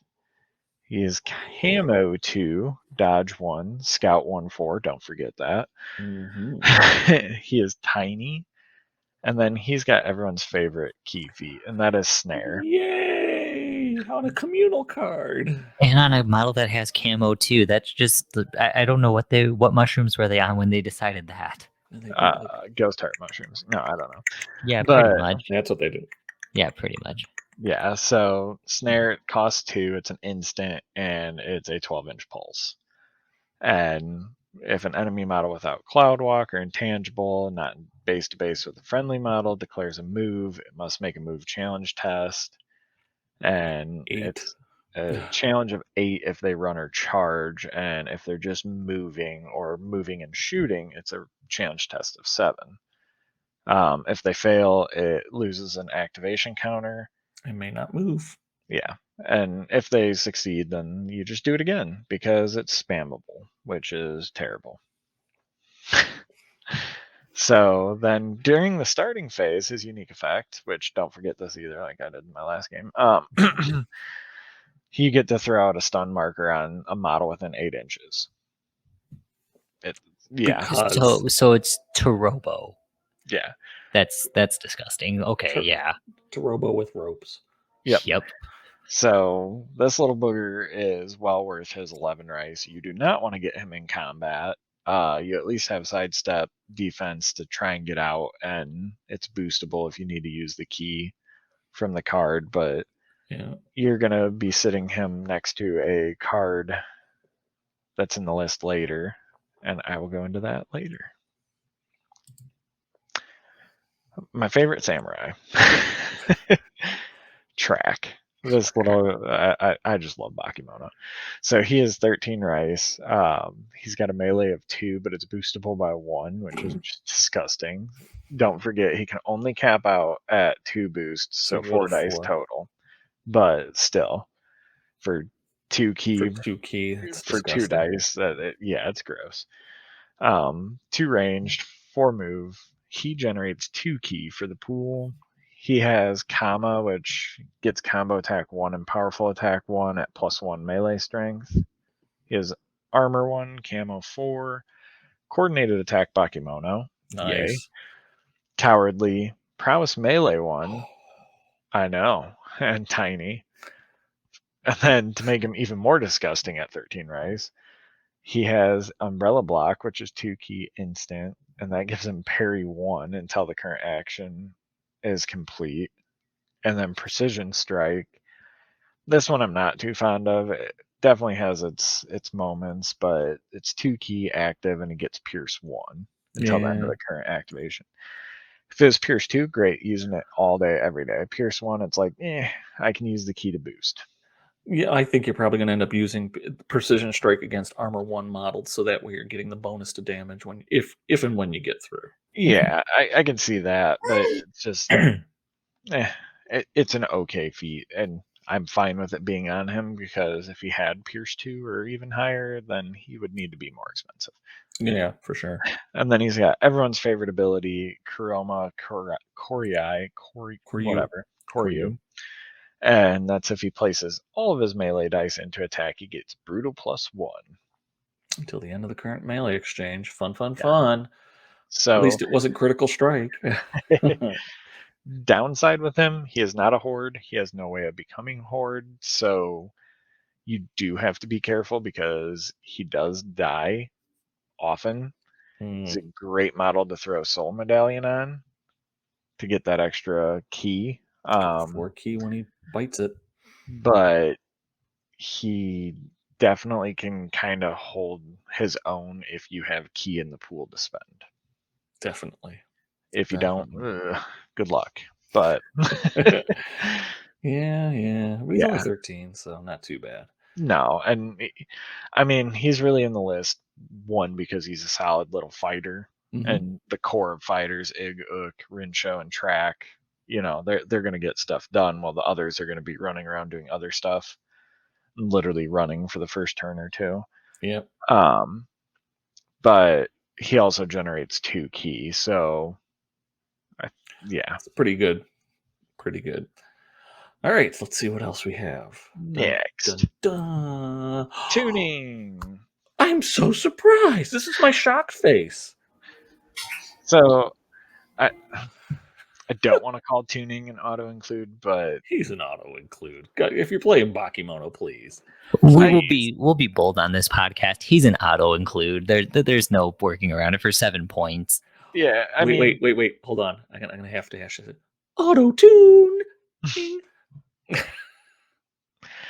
So yeah, I'm not gonna go into him because we already covered him like 10 minutes ago. And but why do you have him in your list, Cody? I'm confused. Being able to summon twice in a turn. Yeah. Shocked face. So, especially with this list, because it generates a crap ton of key. Unlike mine. But yeah. All right. So tuning.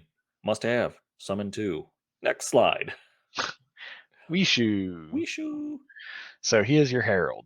This is what gives Ig and Ook their horde. He's 14 rice. He has a 1 melee stat. Terrible. But he's a herald, so it's fine. It's boostable by 3. Too. Yes. 4 ranged for if you throw a rock, but who spends points on that? 4 move, and he's got a key stat of 3. And he's got a dagger at -1 strength, no specials. He has camo 4, cowardly, and tiny. And he's got 3 key feats. The first one is mind control, coming in at 2 key, and it's an active, and it's a target within 9 inches. And until the end of the current activation, If target other Bakemono must make a disguise or fear test, this model makes the test instead. And then target model may attempt the disguise test as if it had a key stat of 2 or higher while making tests for the target. And it gets bravery. This model gets bravery and loses cowardly. Cool. Yeah. So that helps if you're playing against roses. Or anything with disguise. Or cult. Ninja with disguise. Oh yeah, ninja with disguise. So that's pretty good, but then he has psychic drain. Because why not? Because I can't psychic drain off your fucking communal card, but you of course could add to your communal card by psychic draining me. Yeah, that one, they need to really fix that. So it's 1 key, simple, target with an 8, oppose key test once per turn. Darn. And this model may transfer up to 3 key tokens from that target enemy card profile to its own. So it goes, you're successful, 3 key to the communal card. You're getting communion, that's right. Yeah. And then his last one is a complex, and it's X, and it's target within 6 council shield. And target Bakemono gains an additional X unmarked wound boxes until the end phase. So and X can't be greater than 3. It's basically temporary hit points. Yeah, if you play D&D, 10 hit points. But what's not to like about having a 4 wound model suddenly being up to 7? Yes. Yay! So track. Yeah. Track any of them, to be perfectly honest. Yeah, but don't forget with the theme, if you do Psychic Drain or Council Shield, that will get rid of your theme benefit. So because they are actual actions to take. Mind control is okay. Yep. So you're going to be running him 0 inches basically. Focus until needed. Well, you can't because that'll get rid of your. Oh yeah, he's gonna go. Yep. Or 0. I think it's still cool running them like that. It's more thematic. So I believe that's my last model, right? We'll find out. You're right. Yep. So in total, I believe that's 12 key, 3, 4, 5, 6. Let's see. So you have 11, 2, I think. Yeah, 4, 6, 2, 4, 5, 6, 8, 9, plus 3, 12. So it's 12 key. So you're definitely getting your 2 summons because of tuning. And then, but wait, there's more. So we did take sneak in the event of wanting to put darkness up turn 1. So just in case, if you need to get that, or even darkness in a later turn, just to reposition a model. So if you don't have it, you shadow walk. Sneak gives you shadow walk without line of sight. You don't have to worry about line of sight. It just all of a sudden, goes someplace else. So that's kind of why I took it. I probably should have taken a mushroom, but why not? I mean, the mushrooms are only 2 points, aren't they? So this is like an easy swap if you needed. Yeah. So the first terrain card I took is Totem Pole, and that gives the 2 additional key tokens. So now we're up to 14. 14. And that's every turn, which is huge. And it's also terrain, so you park your Bakemono behind it, and guess what? They can't be seen from more than 4 inches away. Until someone goes and breaks it. Yep. And then the last terrain, I shouldn't say the last. The next terrain piece is Idol of the Deep, and this is what Trap Hang is going to be standing next to all game, literally in base to base, and he will be running 0 inches, and it is impassable blocking small, and it gives Believer Bakemono base to base. Yeah. I'm just imagining now like a statue, a gold spray painted statue of the Deep from The Boys. You should just do that, Cody. Okay. That's a little creepy. Yeah. I mean, it's the Idol of the Deep. He's got a big enough ego. Yeah, that's true. So, yeah, this gives that pesky snare that normally costs 2 a cost reduction down to 1, and just makes it completely negative play experience. But why not torture? If you want friends, don't play that. If you don't want friends, play that. AKA, if Cody wants to take all of his anger out on me in gaming, he will use this against me. Yeah.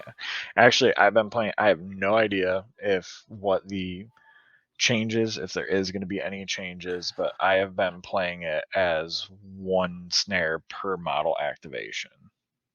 You're so nice. Come Adepticon 2023, though. He's going cutthroat. That's just on the Wednesday nights or whatever night we game. Yes. Tournament, yeah, that would be different. It's a rule. It's there. It's gonna be utilized. Yeah. Yeah, pretty much. All right. So what else? Do we have anything else on this? We should. Oh, we do. So we took. I'll go to the third piece of terrain real quick. The rice bale barricades, because 1 extra point. So, it's just there to block up zones, lanes. Yeah.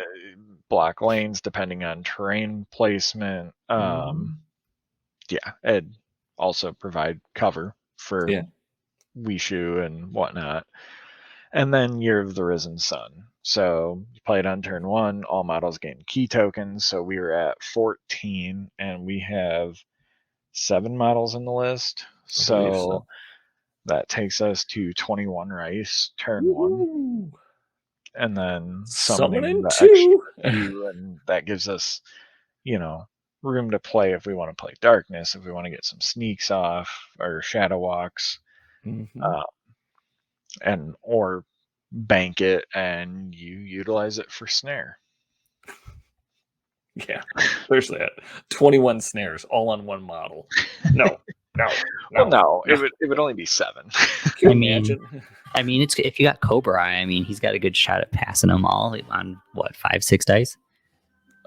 I wouldn't even bother using. I would do 1 or 2, and then I'd be like, all right, you're gonna get it off. I'm not wasting time. But yeah. So Year of the Risen Sun, I really think is a good Bakemono card. Yeah, it gives your opponent extra key, but fun little thing is it's play on turn 1, not at the start of turn 1. So you could play it at the end of turn 1, basically. Yeah. If you don't necessarily need the key.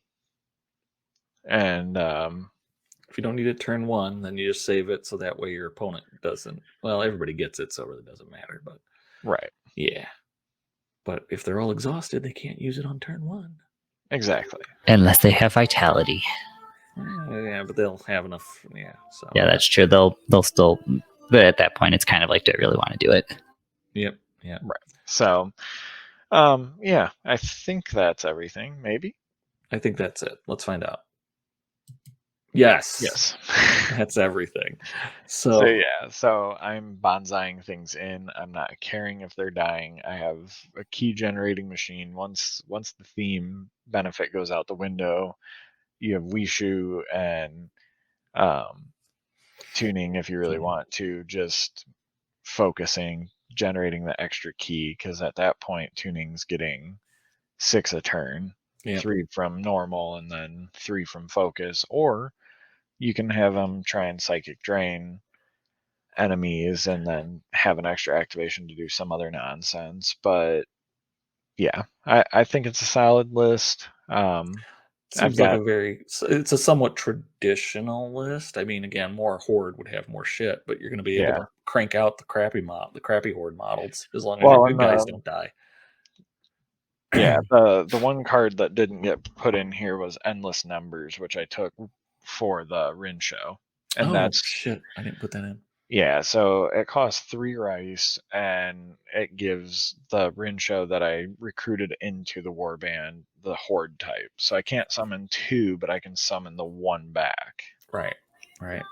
And when you summon like the spare ones back, because with like if you gave them like the crimson mushrooms, it would just come back normal. It wouldn't come back with those crimson mushrooms, right? There's an errata out there. I think the unique models keep their equipment and stuff, or whatever, and then I think the regular ones is that I think only keep enhancements. I don't remember off the top of my head, but yeah, that is one thing that's a little confusing. So Double check the errata. Yeah. Yeah. But this list, it does have 3 rice to kind of play around with between the rice bale and sneak cards, so you can take things like mushrooms and throw rock and things like that. Yeah, it's not bad. We'll have to see it sometime soon. All right. I'm painting leopard print on everything. There you go. All right, so we're approaching a long time, so I'm going to try and cruise through this. I probably won't have to talk about too many of my profiles, I hope. So we'll see.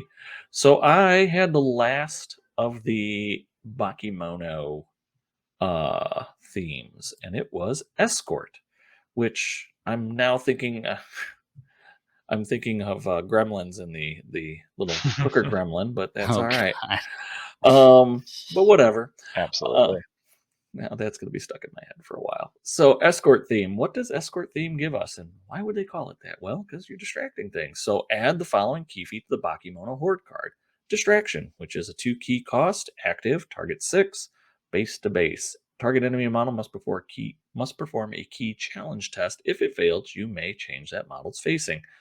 It's really good when you suck at combat, for the most part, as most Bakemono do.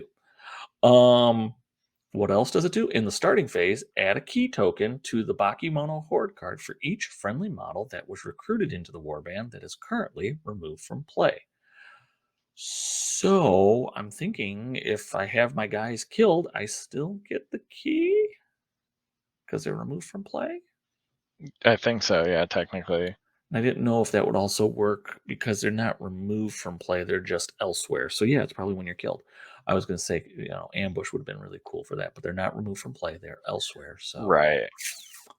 So good. I'm glad I didn't. Well, we'll see if I... Yeah, so I don't know if there's any... I did take ambush, but that's all right. There's a good reason for it. I don't know if there's any, like, metagaming you could do where, say, you hire in...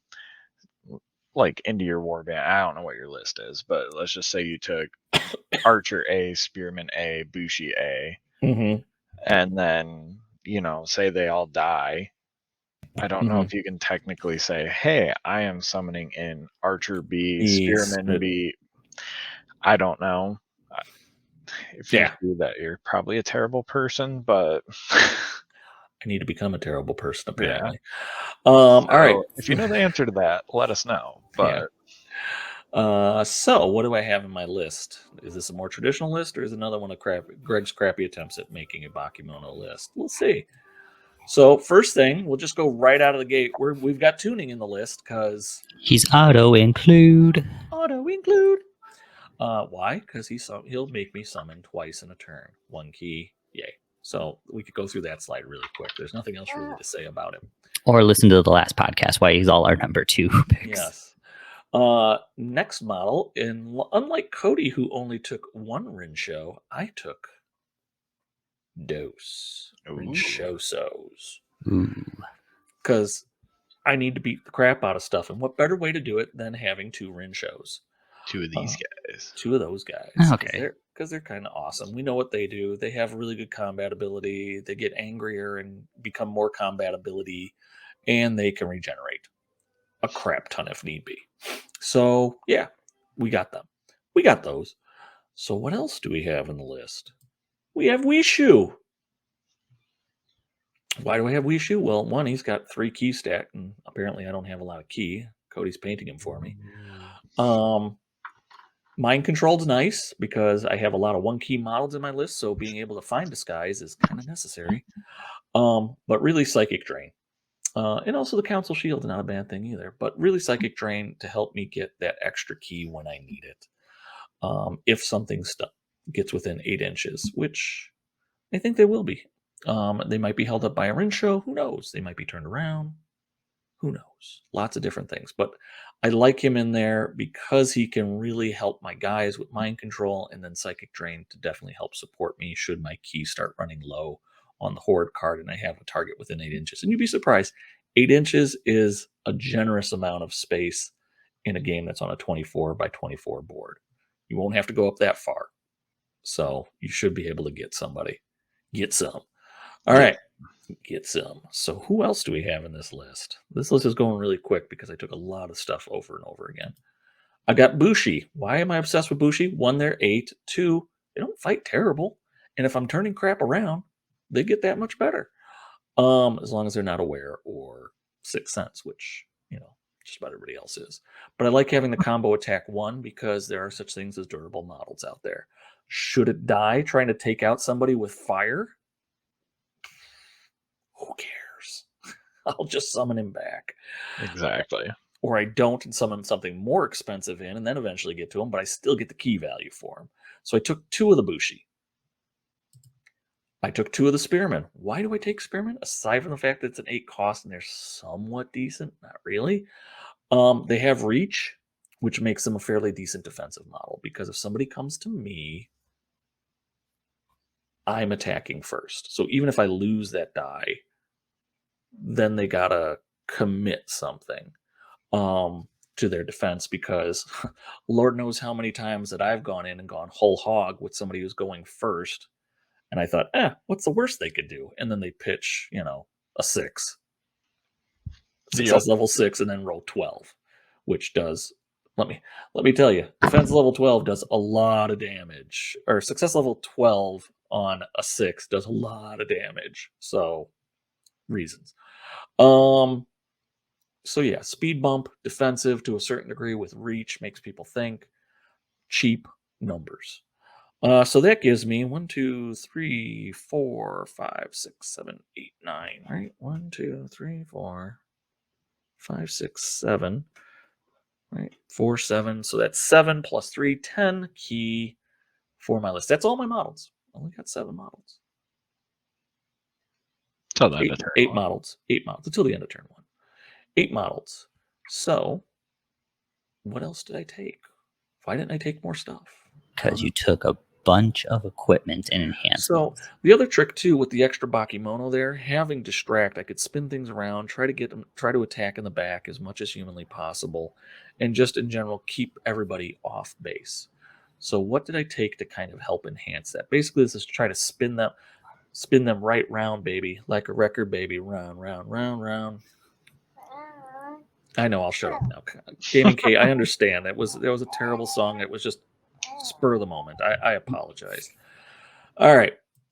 So I took endless numbers. Who are the endless numbers on? It cost me a lot of points, but both Rinsho are coming back if they die. I took ambush partly because I misunderstood how that works, but having the Rinsho come out late is kind of hilarious. Coming out turn 2 deep in enemy territory. And Year of the Rising Sun, for many reasons, just like Cody. And how many did I take? I took 4. So I have 3 models flank because I took key 3. So. Oh, it's X plus 1. Oh wow, X plus 1. Oh damn, so I could have 3 of my Oni show flank. I thought it was you paid super cheap. No. Endless numbers is expensive because it's 3 per model. Ambush, dirt cheap.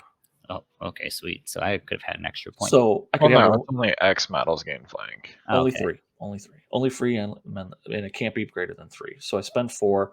I could have 3 Bakemono come in on the flank. Not a bad idea. I could have the Rinsho come on the flank with Wishu. I could do a lot of different things if I want to. But this you don't have Wishu, do you? Yeah, you do. Wishu. Yeah. So I could have Wishu do that. So lots of different options on how I want to have that. Just have Wishu come in turn 5. Never have to worry about him dying. He's just as long as it keeps generating 3 key for me while he's elsewhere. Fuck yeah. Year of the Risen Sun. All play on turn 1. All models gain 1 key. So how did I get to where I could summon 2 on a turn? Well, 8. I'm at 10 plus 8. 10 plus 8. I'm at 18. If I did my numbers right. There should be more than that, right? Because you have 8 models. 1, 2, 3, 4, 5, 6, 7, 8 models. That's 8 from Risen Sun. You have 10 keys base with your 8 models, or you would 7 models plus Wishu is 3, so that takes me to 10. 8 for Risen Sun, 18. Yeah. Okay. Then, which I'm probably going to bank on it, but I'll probably be summoning 2 models in on turn 1. Beaters, something like that. I just got to fill numbers out. But of course I had to take the totem pole. And again, the way I look at the cavern hole with the ambush, it's going to be nice, but then cavern hole, because I could summon in, I could put that cavern hole someplace on the board where I could also have people summon in too. So I could support my ambushers if I want to, if I place my cavern hole properly, or I could just screw with something, or just get models up the field and protect models like Wishu and Tuning, who are going to probably sit towards the back line, and I just have Cavern Hole go up there, or force someone to go and destroy Cavern Hole by spending 2 key in the wait action, which is fine. Well, the nice thing with it is there's no stipulation like totem pole where it has to be within 3 inches of the center line. So you can park that sucker right outside of like the enemy Ryota zone or the enemy, backline prayer. Yeah, I could put in a lot of different places, and I now this is where I got to double check the terrain placement, but I think you put your terrain out before they deploy their armies. Yeah. So that's the kind of downside, because then it could get jumped, but they're going to have to make a choice. Or I could just, again, I could probably put it towards, pick a flank, put it a bit towards that back line, and unless they're Ito or Dissension, they're probably not going to be able to destroy it on turn 1. And I could then summon out of that immediately on turn 1. My first activation, it's whoever it is, it's going to be Tuning. He's going to summon 2. They're going to come out of that hole. So now, if they want to destroy the cavern hole, they're going to have to kill the 2 models that are there. In which case, then they're possibly sandbagged. Which then, if they're sandbagged, and then I have Rinshus coming out next turn, more fun. So again, this is with the distraction in there and the ability to have some ambushers, even though ambush isn't working quite the way I want it to, but it's still going to work pretty effectively. And even if I lose models, if I decide to summon them back, great. If I don't, I'm still getting the key for them. So I could still keep coming in and just rolling out stuff. Eventually, I'm going to have to probably summon in the models that are dead, so I'm going to lose that. But then I still get 1 key, and I get a model. I don't know the downside on this that much. Yeah. So we were at 18. The totem pole takes me to 20. So that's a lot of key. 12 is going to get spent on that. Maybe I throw darkness up on turn 1. It depends on terrain placement and stuff like that. But it's there's a lot of fun. Could I have done things more? Could I have put more hitting models in there? Could I have not taken both Rinshus? Probably could have taken something else other than the Rinshus, but I really kind of like them. And they're gonna, whether I'm putting them on the board and making you focus on them, or if I have them on an ambush coming flank. I think almost putting them ambush flanking is more scary. I could be wrong. So that's the list. To me, it'd be pretty scary. Yeah. I kind of like, if you put the cavern hole more on the left, just for example, you could always have them flank out on the right and cause some havoc that way, because then you're splitting your enemy back line. They're going to have to defend. Yeah, because if they don't take care of the hole and everything that's coming out of it, because I'm just going to keep crapping out 2 until I don't have any more Horde Bakemono that I could crap out. But more you likely, don't necessarily need to crap out 2 there. You can always do 1 there and 1 on one of your other models or something, to start doing idols or Osatsu or whatever needs to be done. Yeah. Yeah. What was that, Jace? Oh, I was going to say, and if, God forbid, one of the Rinsho die, and then you just like, oh, well, I'm just going to pop you out through the little hole, and now congratulations, there's a Rinsho now coming in from both sides. Well, yeah, I mean, again, or you could split the Rinsho depending on what they send to go and try to take out the Bakemono that are coming out of the cavern. Then they've got 2 Bakemono and a Rinsho to deal with. So it gives you, the cavern hole gives you some positional ability to move around and deal with things. The ambush puts that extra layer of, how do I deal with this? Lists that are probably going to give this some hesitation. I think Cult could, but the Rinshu, because if they get wounded, will be able to handle durable. And because most of those skeletons that are durable, that are kind of scary, and the Karai are small based, again, once the Rinshu, just ignore that. So I got that built in. So then I could just use my other guy, let the Rinshu wreak havoc, have them destroy them, however they're going to destroy them, but then they come back out again. So that's one way. I think Minimoto will probably give me some fits, but they're going to give everybody fits to a certain degree. You know, again, this is my first kind of crack at Bakemono, but it looks these are kind of I wanted to play with the fun tools, and I kind of wanted to use the things that we had in the top 3. Rincho was one of those that I really wanted. I saw that and I'm intrigued by that model. I want to see just how much damage it can do. And the rest of this is just kind of fluff to be able to do it. Wishu has a specific purpose to help me with disguise because everybody else is key 1. Right. And then but he has that psychic drain. So again, when push comes to shove and the forces are going to be coming towards you to a certain degree, that psychic drain will help me to keep a large pool of ki available so I could do other tricks, whether it be distraction, whether it be boosting, whether it be doing anything on that communal card, and then also still be able to summon without having to think twice about it. So that's kind of what it is in a nutshell. Is it a good list? Probably not. I'm sure some people will tell me otherwise or talk about it on the boards. Probably not. Could it be fun? I think it could be. Again, it's one of those things where I probably got to take it out and I got to test it. Right now, this is all theory crafting. So if somebody feels free to try this and tell us how it works and says, Greg, you're stupid, don't ever play Bakemono again, feel free. But hopefully Cody will get this all painted and we'll start playing some of these lists that we've put out. So Cody, what the hell are you doing? You paint leopard print on a freaking Bakemono. Well, one, I would not paint leopard print. I would just paint it. I know how to paint. I know how to paint soiled white garb. Yeah, White, white, null oil, done. On everything. It started out as a joke with Rashka. It's like, oh, he totally needs leopard print loincloth because it would look funny. And then Kokoro got one. Then the Oni slave got one. Then Ig got one. I think you need to do one with zebra stripes. Actually, that might look pretty good on Wishu. I might, because I'm struggling with trying to figure out how I wanted to incorporate leopard print. So yeah, don't go zebra stripes. That'll be good. Yeah, we'll just change it up. We'll have all sorts of weird animal print, like all animal print, zebra, tiger. Yeah, Okapi. Okapi. All right, so that has been our theme talk for the day. We'll go out to this screen. So that was all 5 themes, and apparently, just like we did last time when we had a faction with 5 themes, we've gone well over 2.5 hours. So we'll try to wrap this up quick.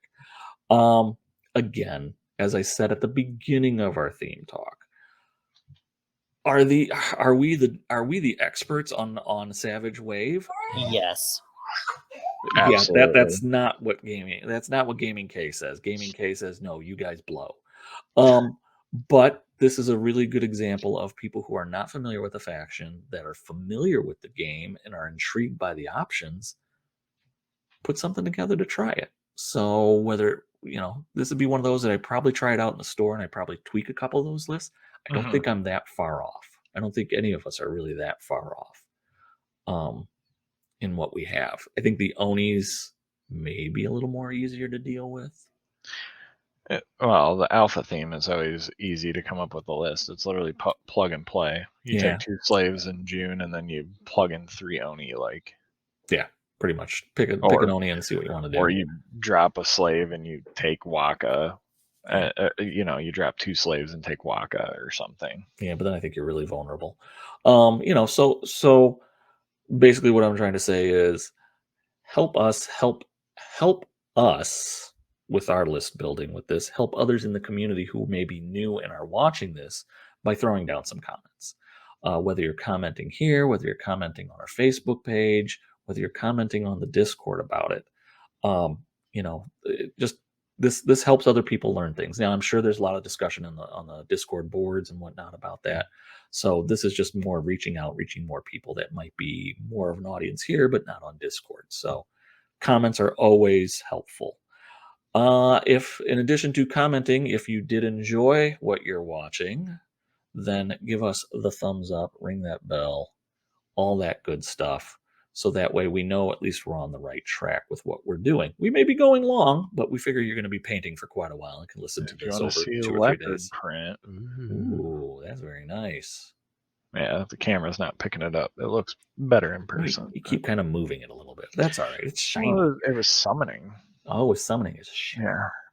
Yeah. So likes always are good, but more important than likes are the subscribes. Please, please, please, if you haven't already, please subscribe. What does subscribe get you? Well, subscribe gets you the notification that we've done something that you could play while you're eating, driving. Well, not driving because you'd be watching us on YouTube and crashing your car. You get the idea. You listen to the audio only version. The auto tune. No. So subscribe. That way you get the notification, and hopefully once we're done with this series, we'll be starting something else and possibly starting the Gaming with the Guys challenge to see which one of us is the best. It's kind of like Highlander, except we're not going to chop each other's heads off, but maybe. But maybe we'll all I'm hearing is an excuse for Cody to smelt my dice. That's all I'm hearing about this. Smelting his dice. Do you mean he's going to go and smell them? That's the aroma of success. No, like melt them down. Like he's gonna like melt them down and then make them into like something else. I don't know, like smelting. Well, there we go. Maybe that's what we'll put on the if we do this challenge. This will be what Jason ponies up is his dice. We'll invest in a small forge. It doesn't matter. I'll just get new ones. Get new ones and have the same effect. So yeah, okay, Gaming Kai, we're gonna finish up here. All right. So again, comment, like, subscribe, do all that good stuff. We'll be back another time. Hopefully, we'll get that battle report up shortly. And keep on watching. We do appreciate everybody who watches. We hope you enjoy it. And, let us know how you're doing. Let us know how you feel about stuff. So, with that being said, have a great day or evening, wherever you may be. Have a good night.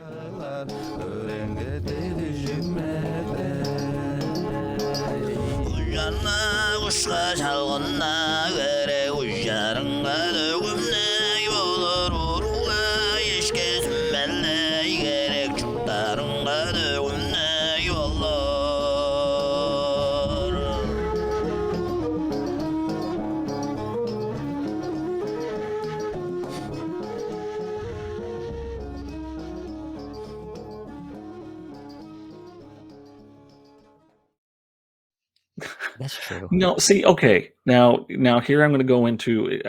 We're not even 2 minutes in, and I'm going to go into a rant. All right.